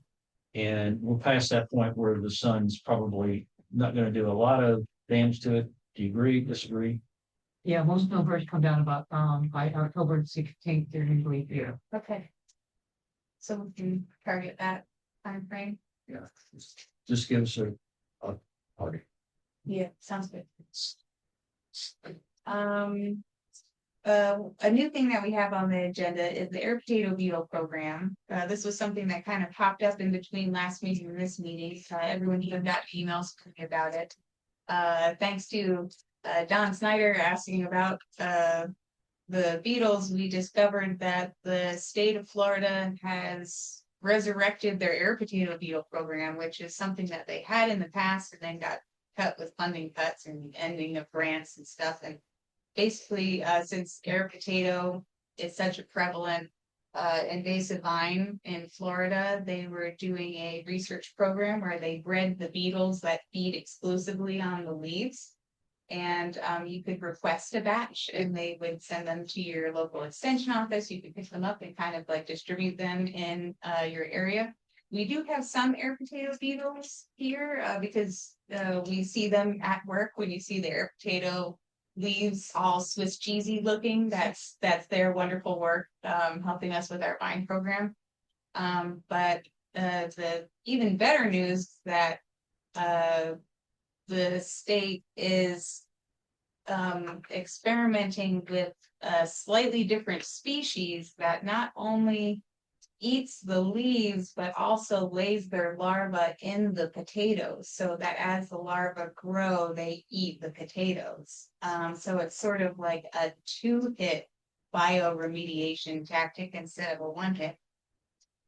So anyways, I had sent the link out to the committee. A lot of you responded. Thank you so much for doing so, and submitted an application for an allotment of beetles. The state said that they probably wouldn't be getting back to people for about 3 months. So I haven't heard anything. I don't know if anybody else has heard anything, but hopefully we'll hear back from them. And then our committee member Don has also been plugging our representatives, Will Robinson and Jim Boyd, to see if they can help us get a larger allotment of beetles instead of just like a personal property size, since we have such large acreage. So no responses from those guys yet, but Don has been pushing like a champ. So yeah, we'll see if maybe we can get some more beetles, because that would be great. Air potato is one of our most prevalent invasive vines. Okay. Yeah. Now midterms are coming up. What about beetles for the bitter melons? I haven't heard of anything for that. That would be a great program. Did you guys spray something on some of the bitter melon? We did probably quite a few days. Because it didn't seem like it killed the ferns that was underneath of it. We probably quite a few, they were out spraying last month. Can you guys find out what they spray on that stuff? That's sure a lot easier than trying to yank those things out of the ground. We can ask. I wonder if it's in this thing that Barbara found. Barbara found this great our right view contract that has It might be a very generic 2,4-D kind of, and it won't. I just would have thought something like that would have hurt ferns. But it doesn't seem to. Because you got all these dead vines now. Maybe it just was Just laying there. for the. I don't know. I'd love to know. Do they even treat vines? I didn't think they did. Somebody is, or something has killed. This is the first time I've ever seen bitter melon die on its own. Maybe it was cold. You think so? Yeah, these are all dead from like a year ago. Oh, It does say February chemical spot treatment for weeds. But you don't know what it is. It's a hell of a weed. Yeah. Sometimes we'd suffer from drought too. You Yeah, know, That's true. That's true. so you never. Yeah. Have Jeff and John, have you guys done much emailing with this Julio Perez guy, that's our Brady contact.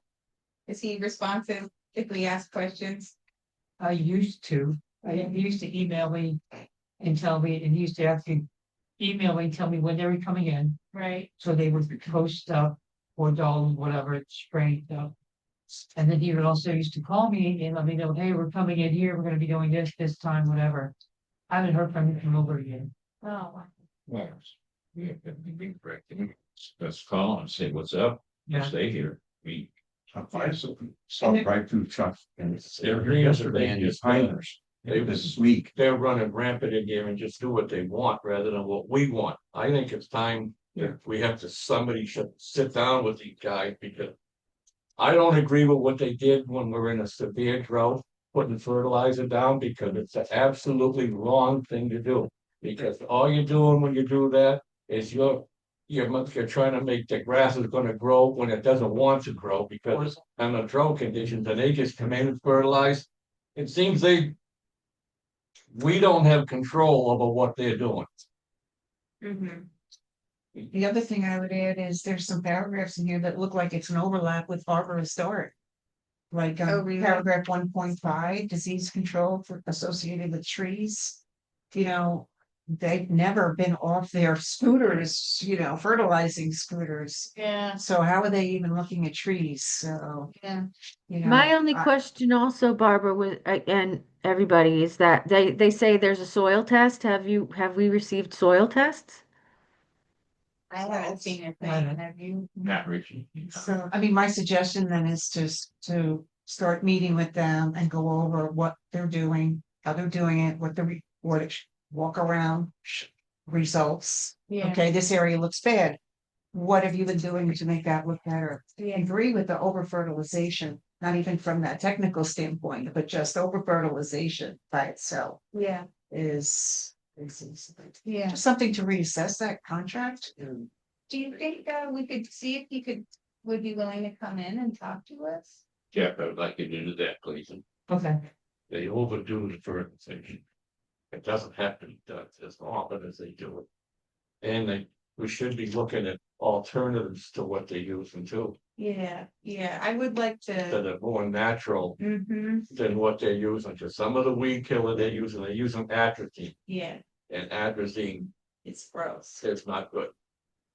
And I looked at when they were here, I looked at one of the bags of the Yeah. fertilizer and to see what was in it and the atrazine, the weed killer atrazine is in it, and we shouldn't be using it.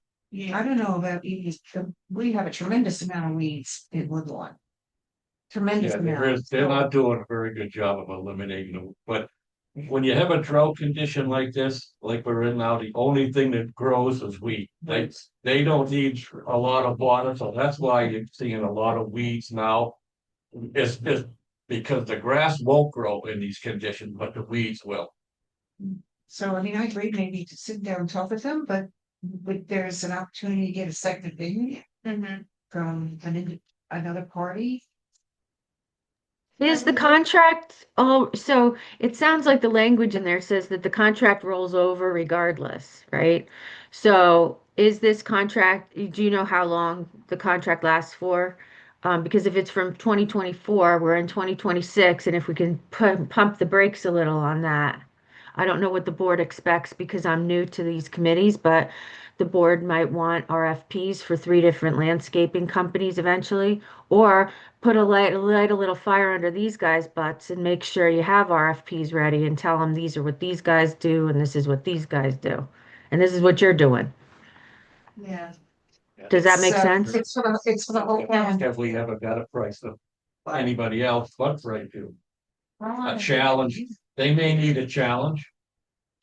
What did you say, I Bob? mean, $46,000. Contract is a end lot of date money. is the end of Dang it. 2025. Have we ever tried anybody else? But I mean, there might be cancellation clauses in here that. Yeah, it seems like it's almost their side in this contract is almost protecting them more than us. So if Oh, we can yeah, we wiggle can it. That's the way I read it too. We can They have terminate- they have a lot more control over what they're doing here than we do. Yes, That's why they got a big logo and They got awful fancy equipment. Bright view contract, it's not a bright view. We have to give them 90 days notice to cancel. Well, that's good. That's good. Okay. So as long as it's not a full year and deliberation has to wait, you know.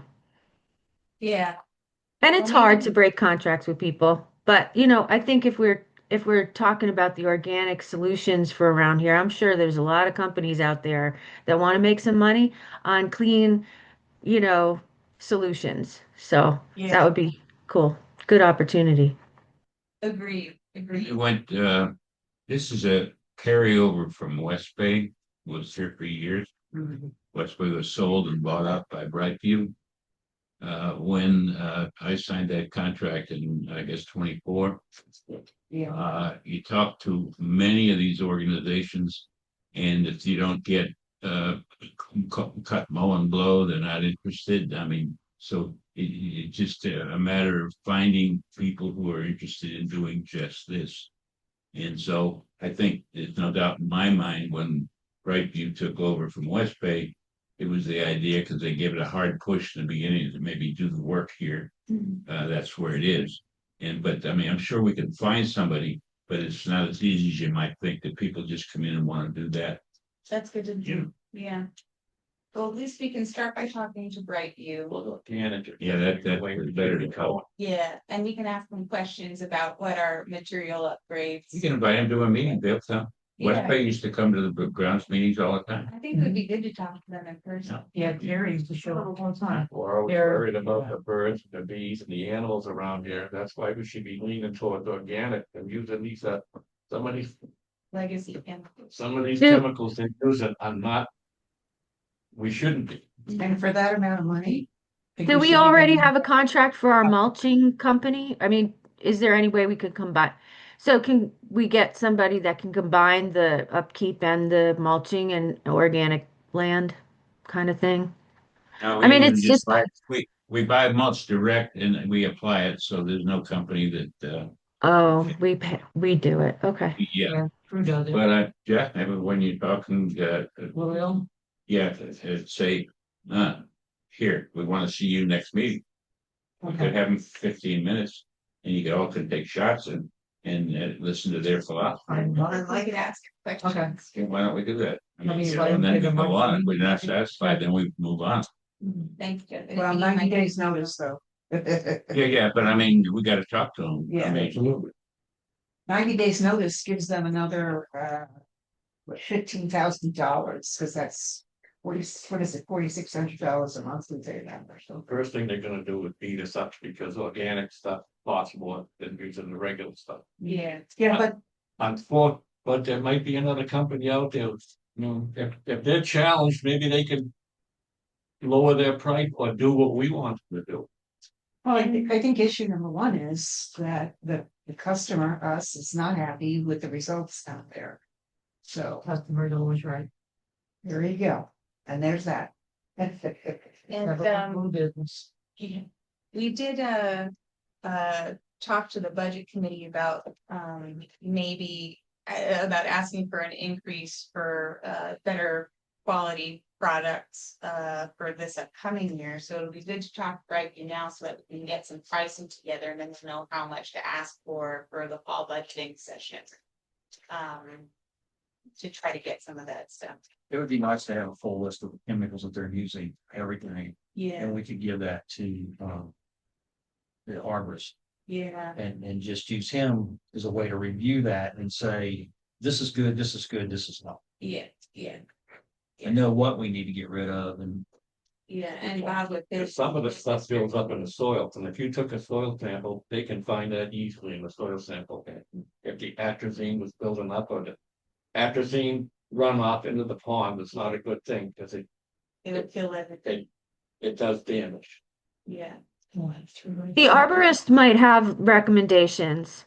Do you think that the new one, he would have recommendations of if he's working around the area and he has ideas of what communities might be doing better and or in terms of growth and Yeah, success? that's a great idea, Carol. I'll add it to my little list of things to ask him about, see if he has some recommendations.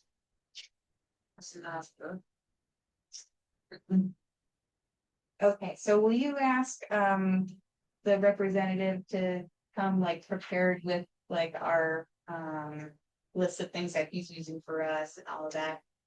And maybe some options for, Assessment, soil sample assessment, all that.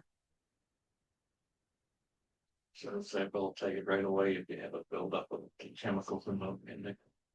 And I'm assuming there'd be numerous. And it was, Right. it also tell you Yeah, you have taken. what you, if it needs fertilization and stuff, that it tells. Tell a lot by a soil sample. Which, as far as I know, for the years I've never seen me neither. any soil samples ever done, Right. or if they did do it, we never saw it. I just want to caution us. I definitely have seen soil samples. I take them up here. And many of the soil samples you'll receive from a broad area of ours would be the same. So not to be panicked. You know, if we do receive a soil sample, let's just try to, understand that we're probably in the same boat everybody else is in, and that it's not unique to Wildwood Springs. Good It point. could be in pockets, but it might not be, and there might be remediation issues that we can totally handle. Yeah. Yeah, we've had, I guess, over the years, 4 or 5 areas, like just in front of one unit where nothing grows and you've taken the dirt out and replaced it and voila, grows. So you get a pretty good feedback from, where you just can't grow something. We, several places, right, Jeff? We've done it. Yeah, so. Up by pool one, that's why we got the bed area around pool one, because it's just would grow, grass wouldn't grow, like, okay, take grass out for plants and. So we've changed dirt totally. Yeah, yeah. Well, while we were talking, I Googled Dusty's question about bitter melon. It's highly sensitive to the cold and is easily damaged in any temperatures below 50 degrees Fahrenheit. So that makes sense why it's died. I'm sensitive. Yeah. I see, it is like, yeah. I tried to put, they're hard to get out of the ground. You can't argue.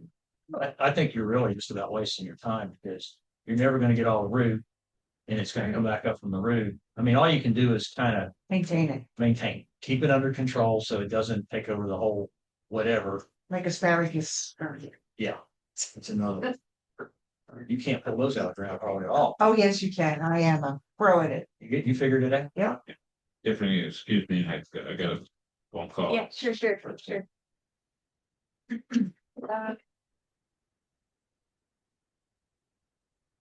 Here, Did it say anything there about what kills? that's what I was just looking up. It says, yes, there are biological controls for pests of bitter melon. Oh, for pests of bitter melon, hang on.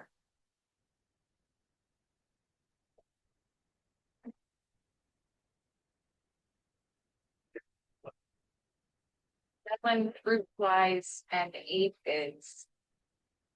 Bye, Barbara, thank you for coming. Okay. Yeah. Oh, the whole flat. So, okay, almost, Let's say that many beetles, including the red pumpkin beetle, are pests of the plant. So, yeah, that'd be a good question. Yeah, especially like the aphids, like they could do damage to other. Lady beetles are beneficial. Oh, it's acid bugs. Oh wait, no, for controlling aphids. Alright, we look anyways. Just a ninja variety or. Yeah.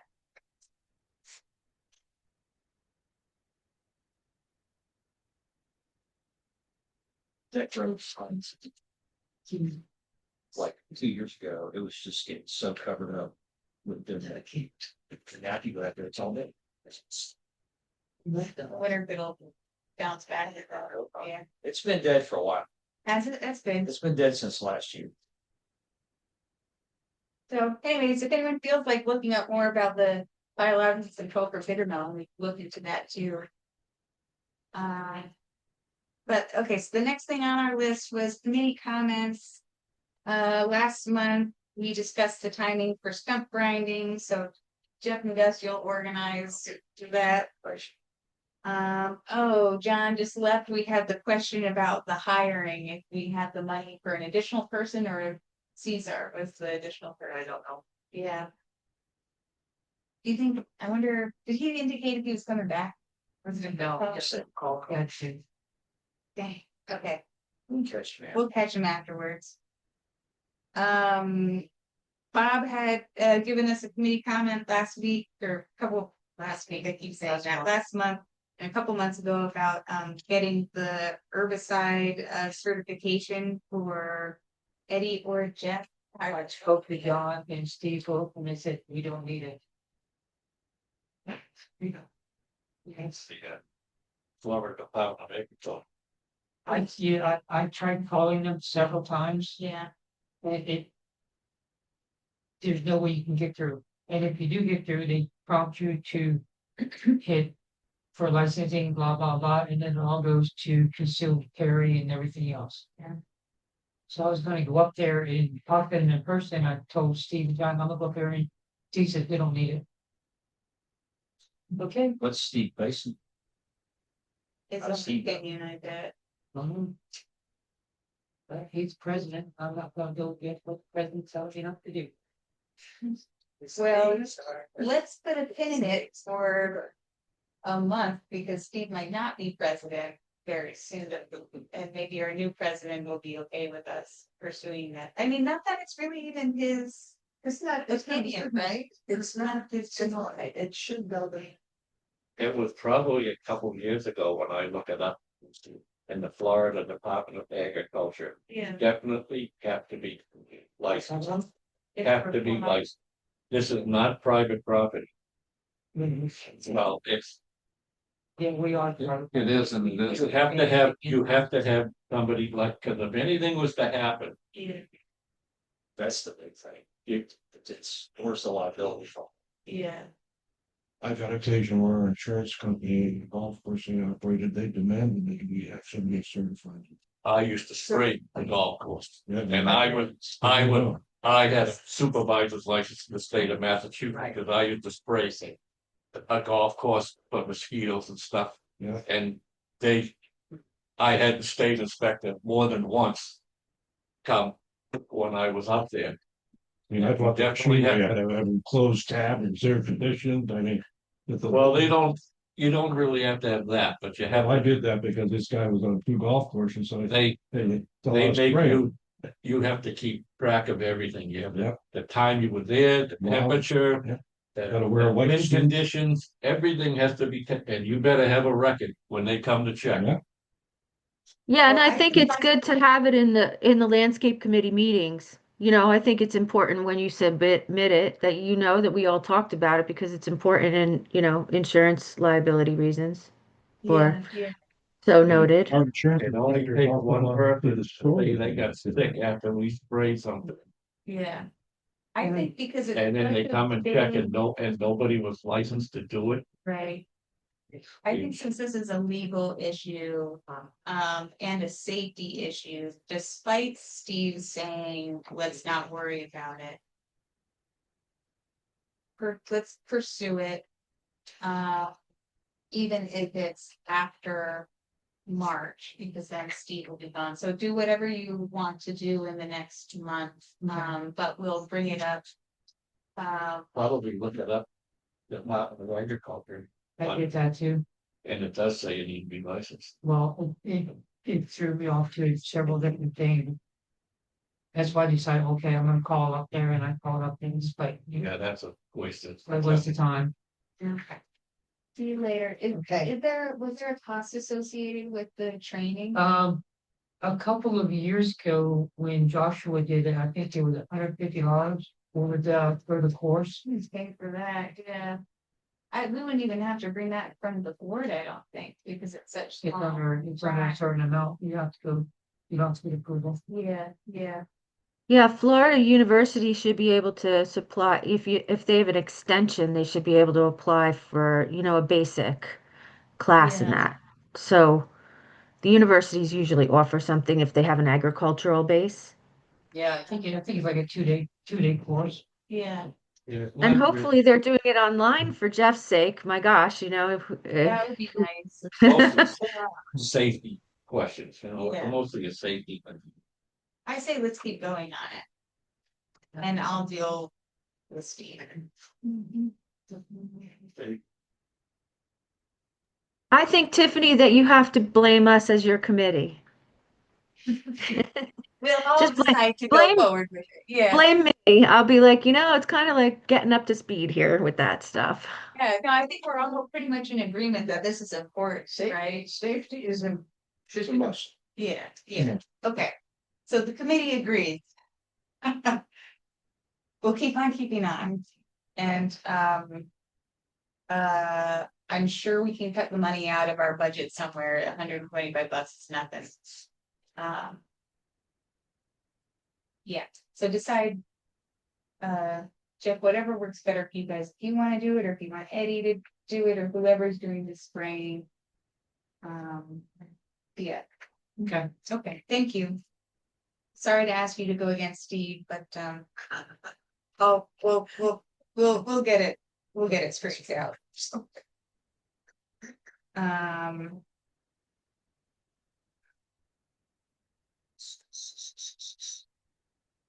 Can we back up on that a second? Yeah, Instead of just having somebody go get training, yeah. we need to figure out if it is required. I think we're pretty sure it's required, right? But- So you want me to Google When I it? saw it a couple of years ago online, I Okay, mean, in Massachusetts it is. Well, that's like, Massachusetts. Find out you're better than I am on a computer, of course, your computer ways, so. we'll see. I'll just do a quick search. So is Just it take- required in Florida? but it changed since your parents started with that administration. But I did whether or not check. it's required, If somebody had 50 license there, yes. Condominium complexes, yes, you have to have somebody licensed. I could It see looks if good either way if you get it. It looks good. It's good. It's also good for your insurance inspector that you haven't. Are our pesticides restricted use? No, I'm talking about pesticides.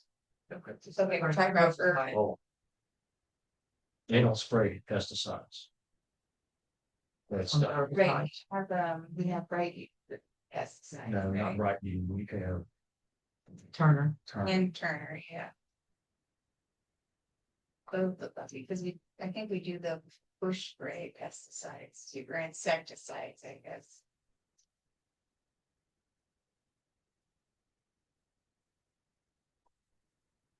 Pesticides or herbicide, still a health concern.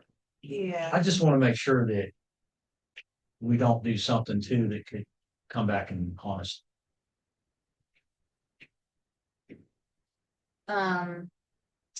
What would you?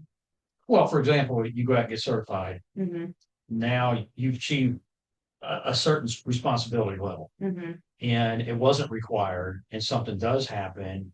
And now they can say, well, you were certified, you should know better. I see. So you got to be real careful what you do and don't do.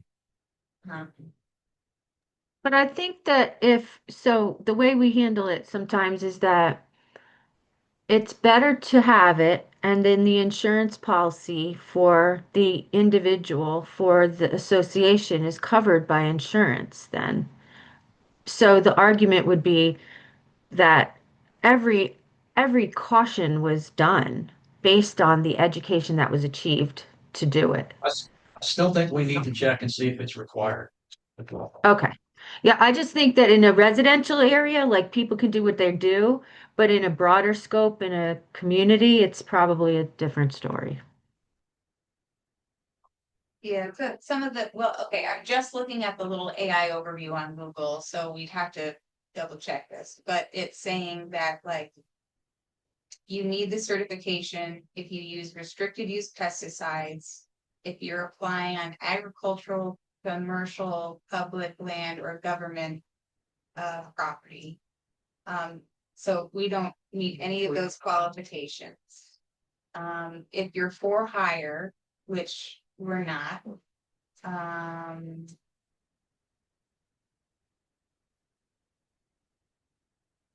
It,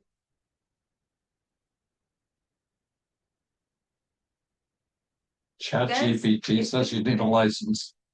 yeah, it does say, you'll have to read more about that in a sec, Dan. It does say that if you're applying around apartment complexes. This says to legally apply herbicide on property that is not your own private residential property. Ah, This includes common areas of COA, HOA properties. okay, The application is being done as part of a service or maintenance activity, not for yourself. It looks to me like you need a license.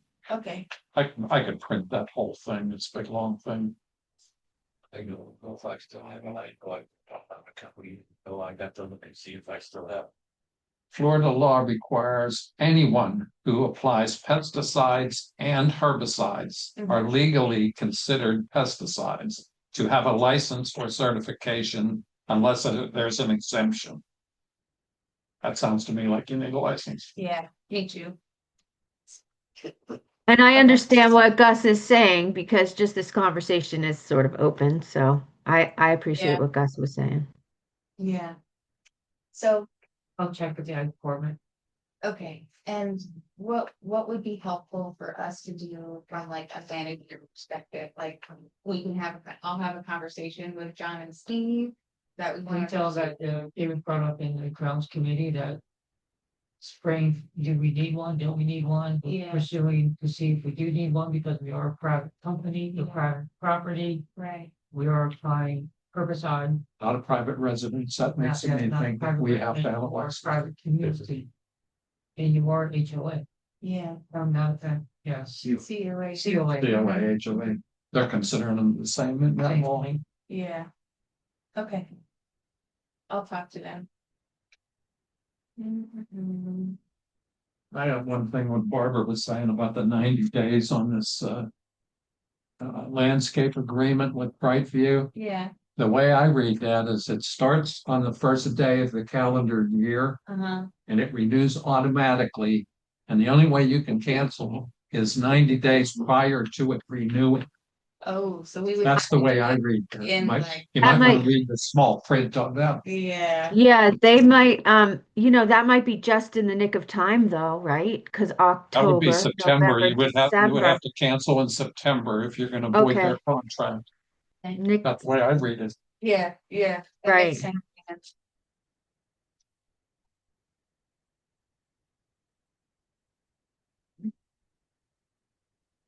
Okay, well, it gives us time to sort out what we want to do.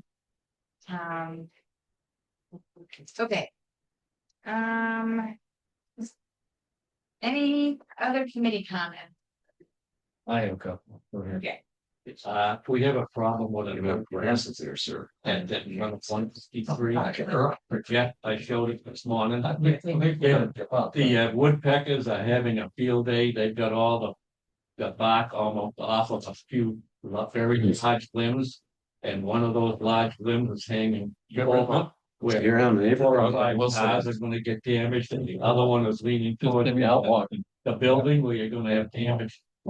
It obviously needs an arborist to look at it because it's gotta be full of whatever, ants, bugs, And, something, because the woodpeckers are doing it.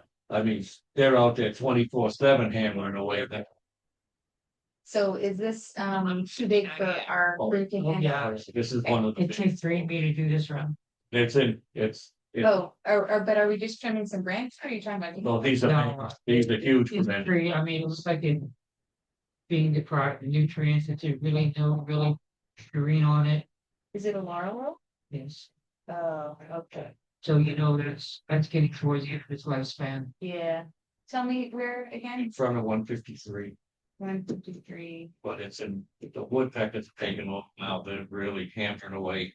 It's Is that the one by the little mailbox area too? No, further Different down. one? no, Okay, It's closer to Roger Schultz's place.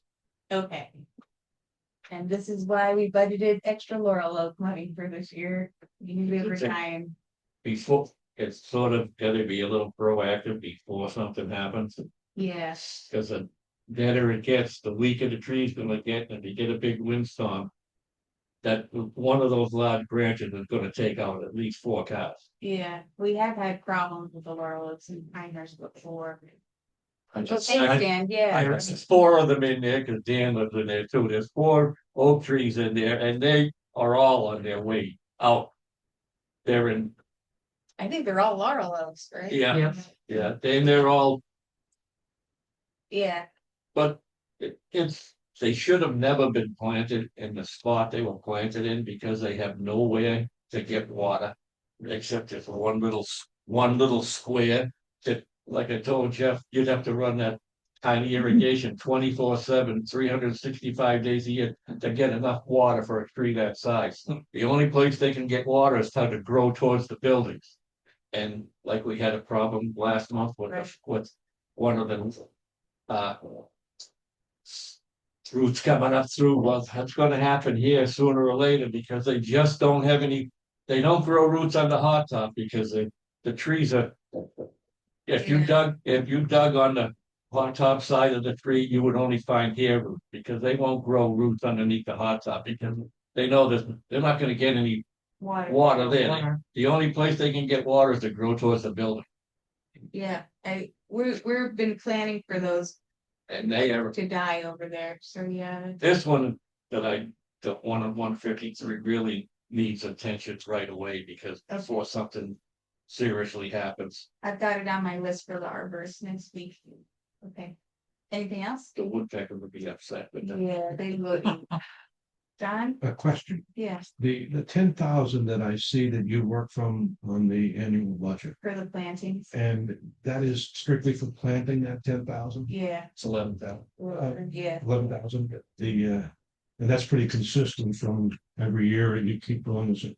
I was at a pool meeting last couple of weeks ago, and the palm that they took down in pool 2 yeah. was an ornamental palm, Mm-hmm. and I noticed there was a couple of ornamental palms also removed from pool 3. And I mentioned to John, and I said, John, in most communities, this would be repair and replacement fund, not from your operating budget, which is minimal. I mean, it doesn't give you a hell of a lot of leeway with 10 grand. I mean, it's a, Yeah, so has that ever been discussed with the board?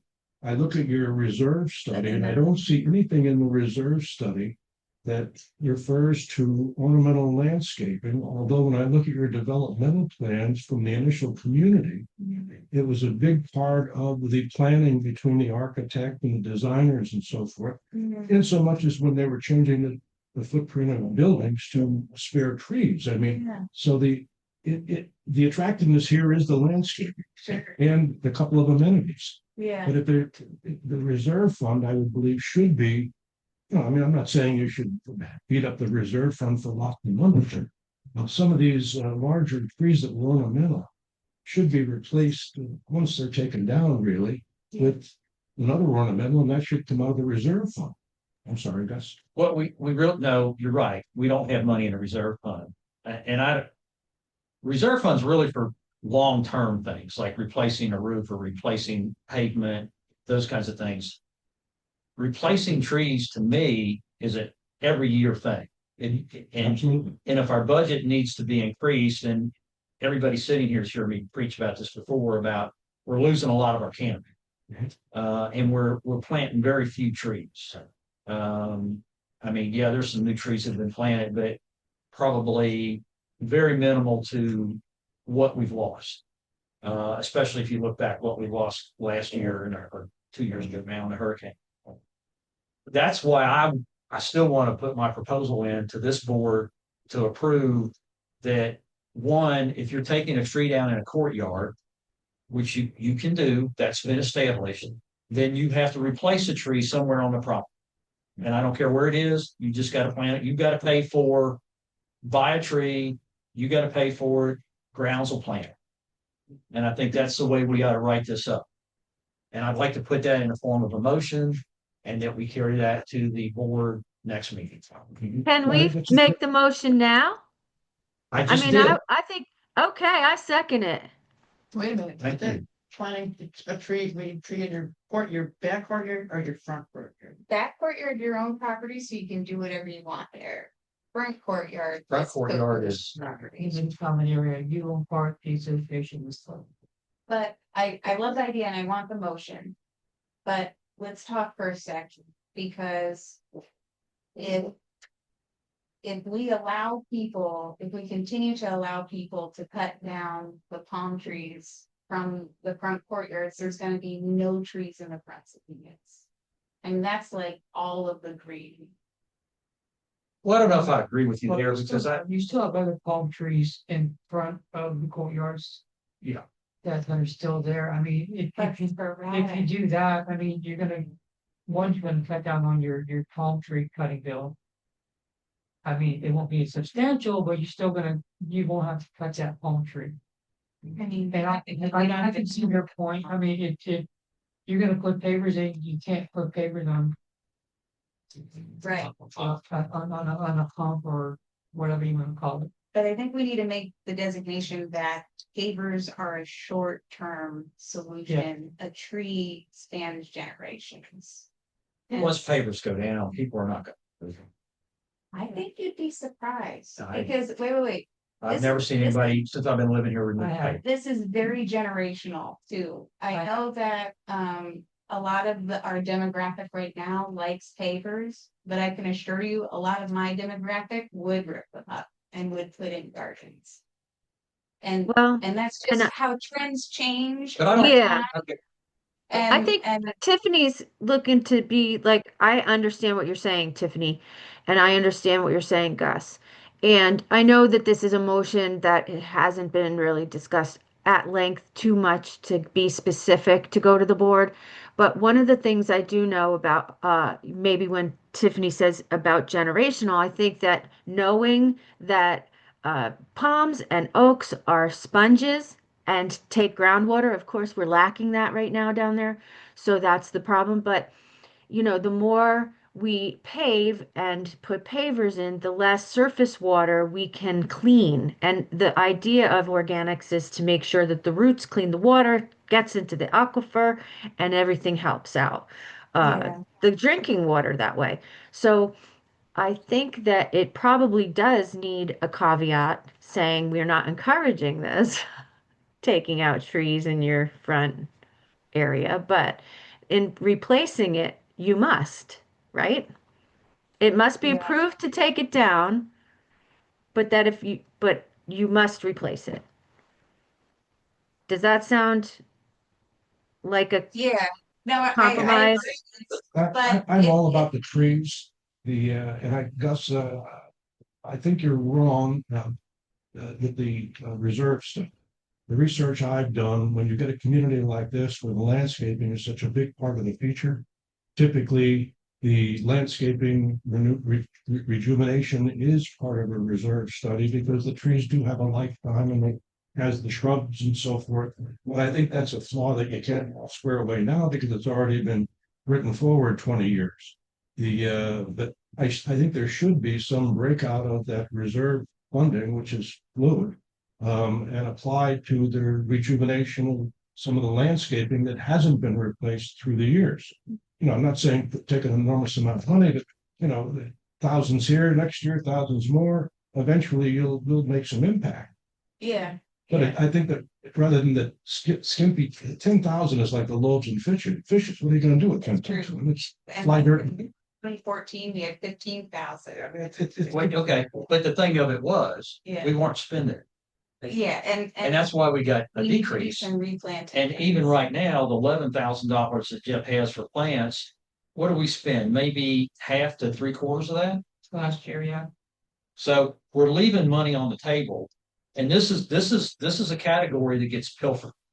They come in and take money out of this at the end of the year when we need to make something up elsewhere. So a solution could be, since we're motivated, like, let's come up with a tree replanting plan and use the money that we have, and then no one else can have it.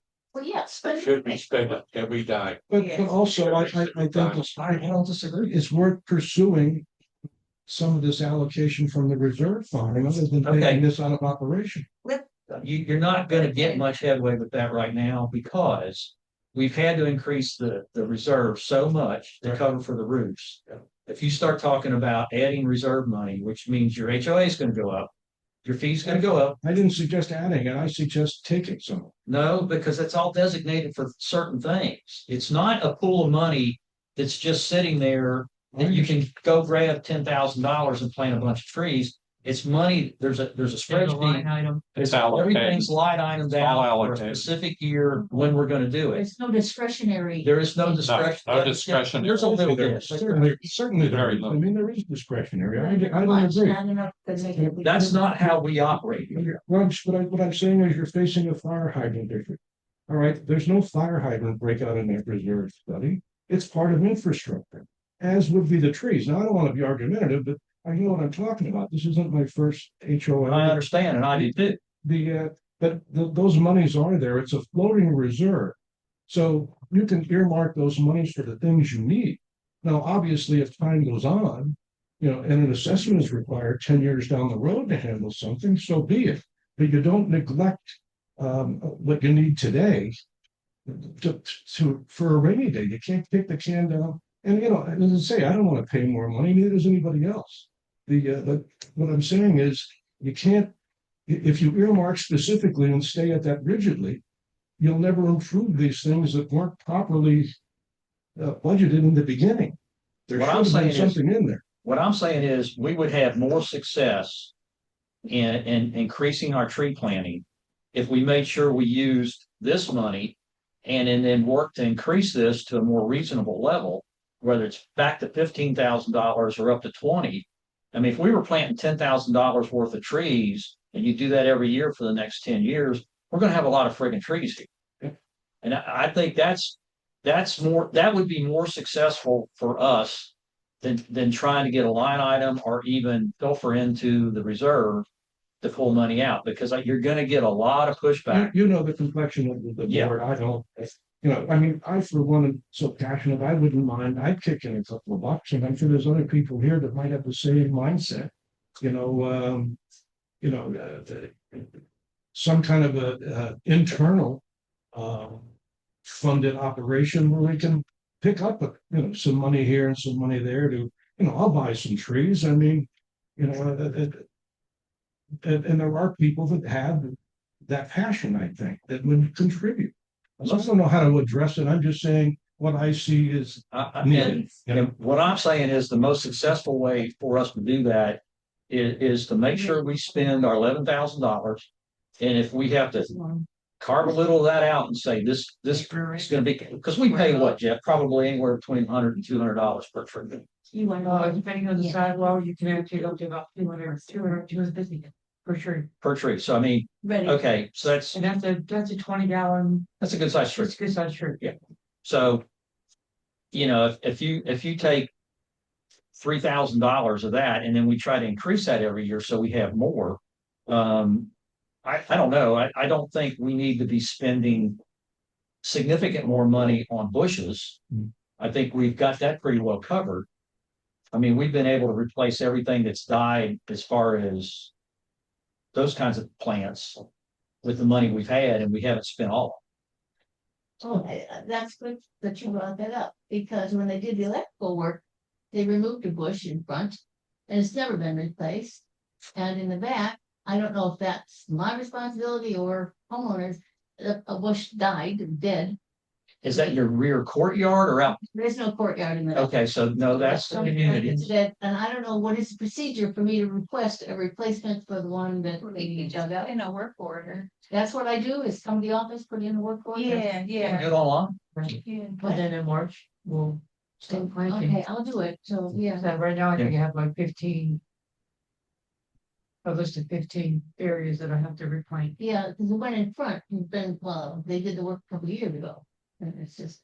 And there's been some situations where we haven't replaced them in a timely manner. So now we have kind of a backlog that we're trying to catch up on. But I still think, from what I've seen Jeff do over the years, that we have enough money to take care of most of that. Mhm. With a little money left over, that we can sit here and say, okay, now let's use this money to get some trees in. I still How think much we did you could, say a 5-gallon tree was?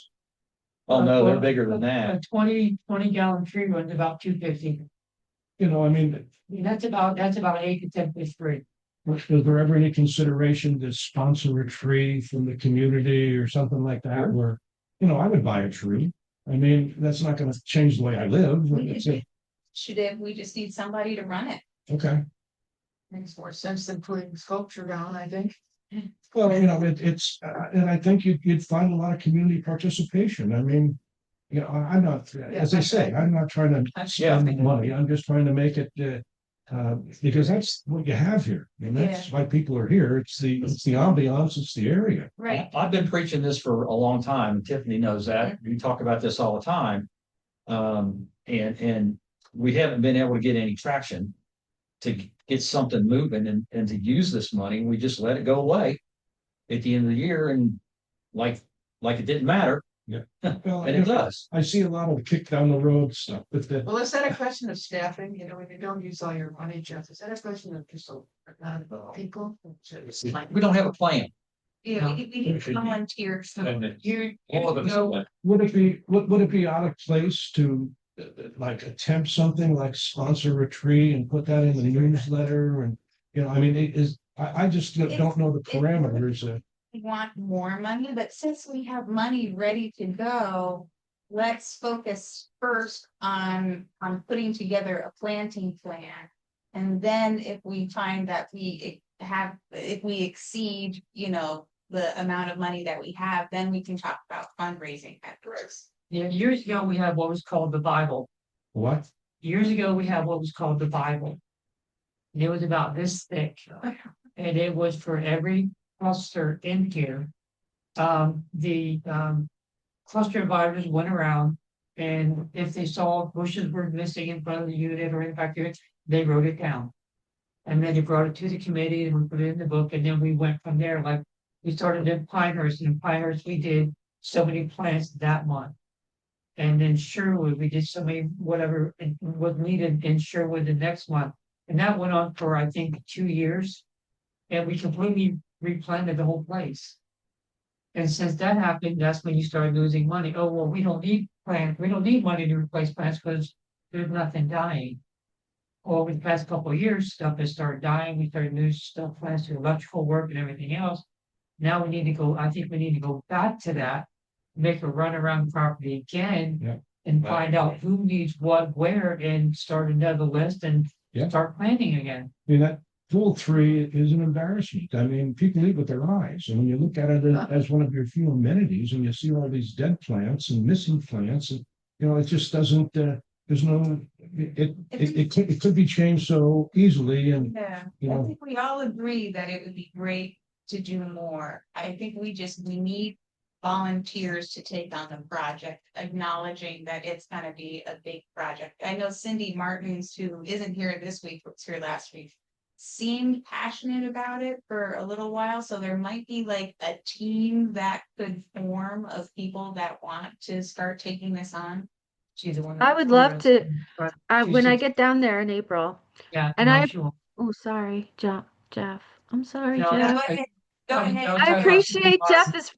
I appreciate your perspective, Jeff. I've seen it since the 80s because my parents were here, and I just love it so much, and I think it's been so great. The hurricanes really did create a hit, and to wrap up kind of like what I heard about the reserve, I know that it is customary, but I don't think if this gentleman wants to write a letter to the Budget and Finance Committee to extend that idea, I don't think that that's a harm that can be done. Say if we do believe that our capital improvement and the maintenance of our community is that this is a cherished part of it, is our landscaping, then, I understand the tough decisions have been made over time to make sure the reserve study takes care of structure. So that's really, where I see the conversation is, in a positive direction. It can totally be in a positive direction. Yeah. Great. Okay. I think most people buy here because of the element of the planting, the tree, and because when most people come by and come in here, think, oh my God, I didn't know this was back here. Yeah. Yeah. I lived And I think spending the money. The past 20 years. Yep, Yeah. and spending the money is great because we've already taken it from our dues, so spending it the way we had allocated is the best thing. Yeah, and if it's intimidating to do, like, try and put together like a plan for the entire community. Whoever volunteers for this could always just start with like the entrances to each village or something, like, or down the boulevard, or, just take it in chunks. If the whole thing seems like a lot. But yeah, if anyone wants to organize that, feel free to band together, call each other, email each other, and uh, I'm sure lots of people here would be willing to help.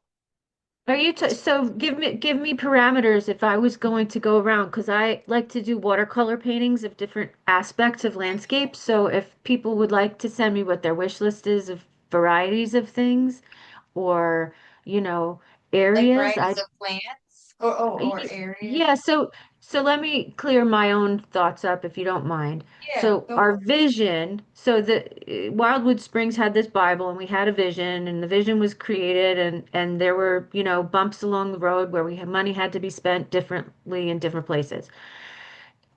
The replacement is part of what that gentleman said about the reserves, is Yeah. replacing the things we've lost. We're going to be spending the money, hopefully that 10 or $11,000 we have allocated towards the Mhm, things we know we need.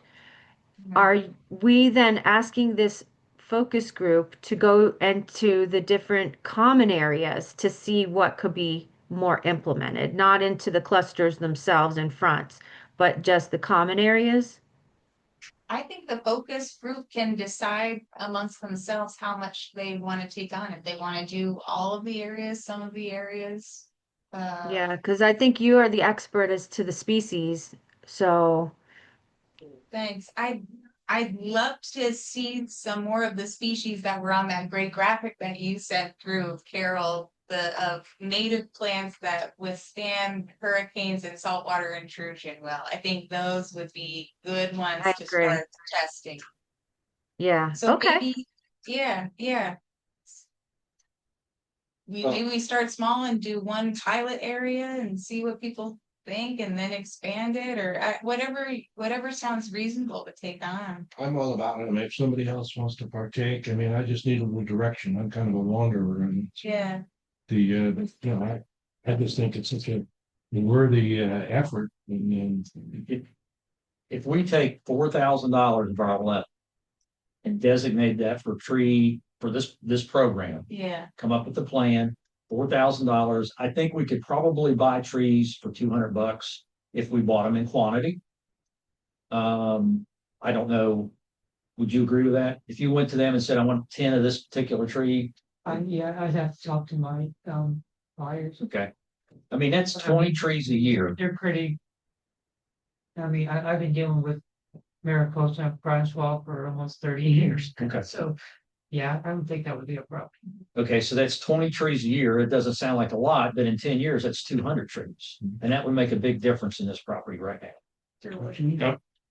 And I'm talking, some would be palms. I mean, we've got places that palms need to be replaced. There's one in our cluster that died. We took it down about a year ago. So there's a palm, but I think most of them need to be not palms. Some of the trees we've talked about. So one is a small canopy tree, Small canopy. because if you have a large canopy tree, all that grass and everything underneath will not survive. I know. I know.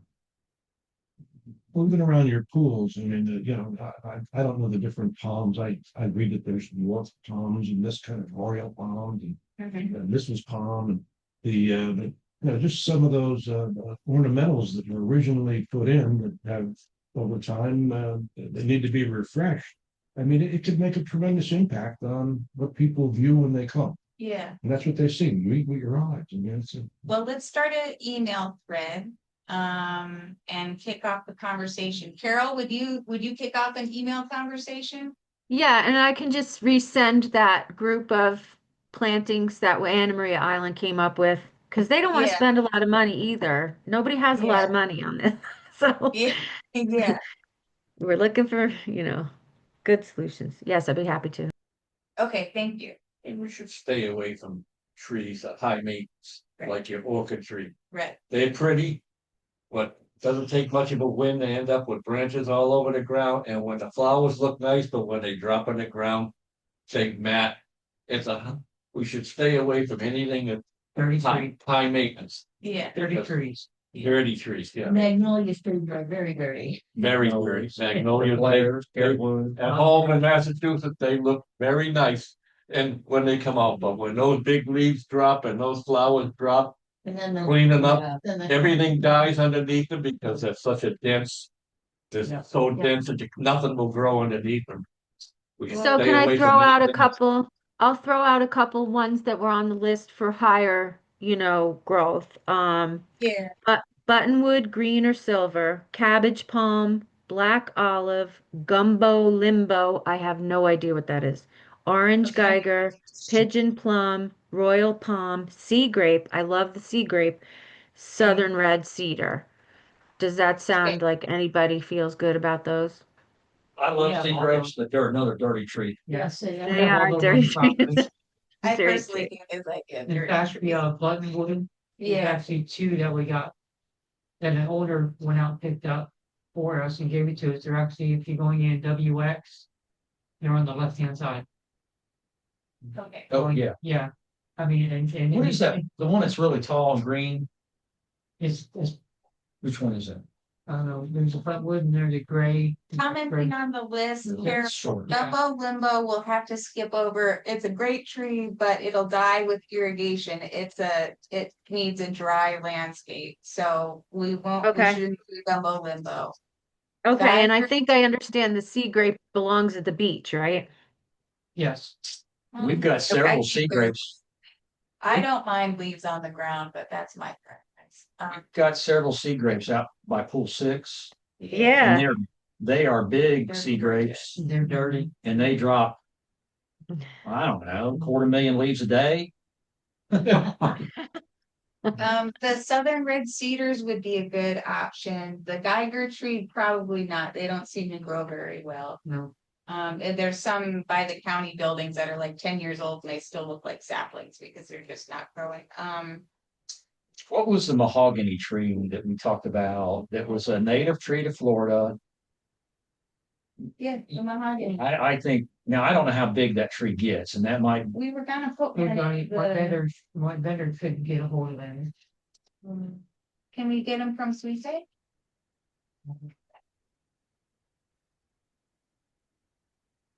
I think we can maybe find somewhere in the state we could go get some. I'd like to just get a couple planted, to see what's their growth rate, what's their real growth rate here, Yeah, is it gonna be too big of a tree with too big of a canopy to go back to the problem you're talking about of, are we back planting some kind of ground cover under it because we can't get grass to grow under, it, which is fine. I mean, that's less grass for you to have to cut. Yeah, and we could always do like a skirt garden too, where like, Yeah. there's plants under the tree. Right. And then it wouldn't be dirt if people don't like dirt.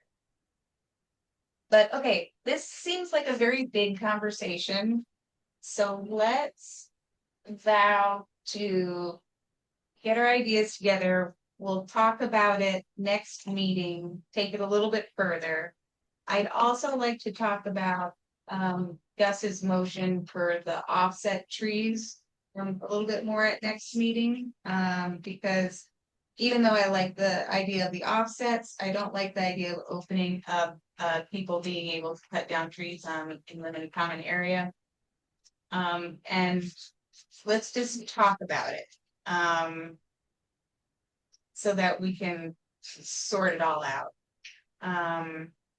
Because it is already 12:30. And there's a lot of opinions. So we kind of need more time. Does that sound okay? That sounds fine. And you will put a pin in it. It's a big, We'll put a pin in it, yeah. we're putting a pin in it. It's a good discussion though. Thank you so much, you guys. This was very good discussion. Yeah. When is the next meeting? Really great actually, progress. it's on the 19th, Get some of this. on the 19th, But the 19th again? every meeting, Everything March is going, yeah, is on the same day as it was in February. as Interesting. long as it's not a week. Yeah, which is really weird. So any other comments or comments? Yeah. You're all champs for lasting this long.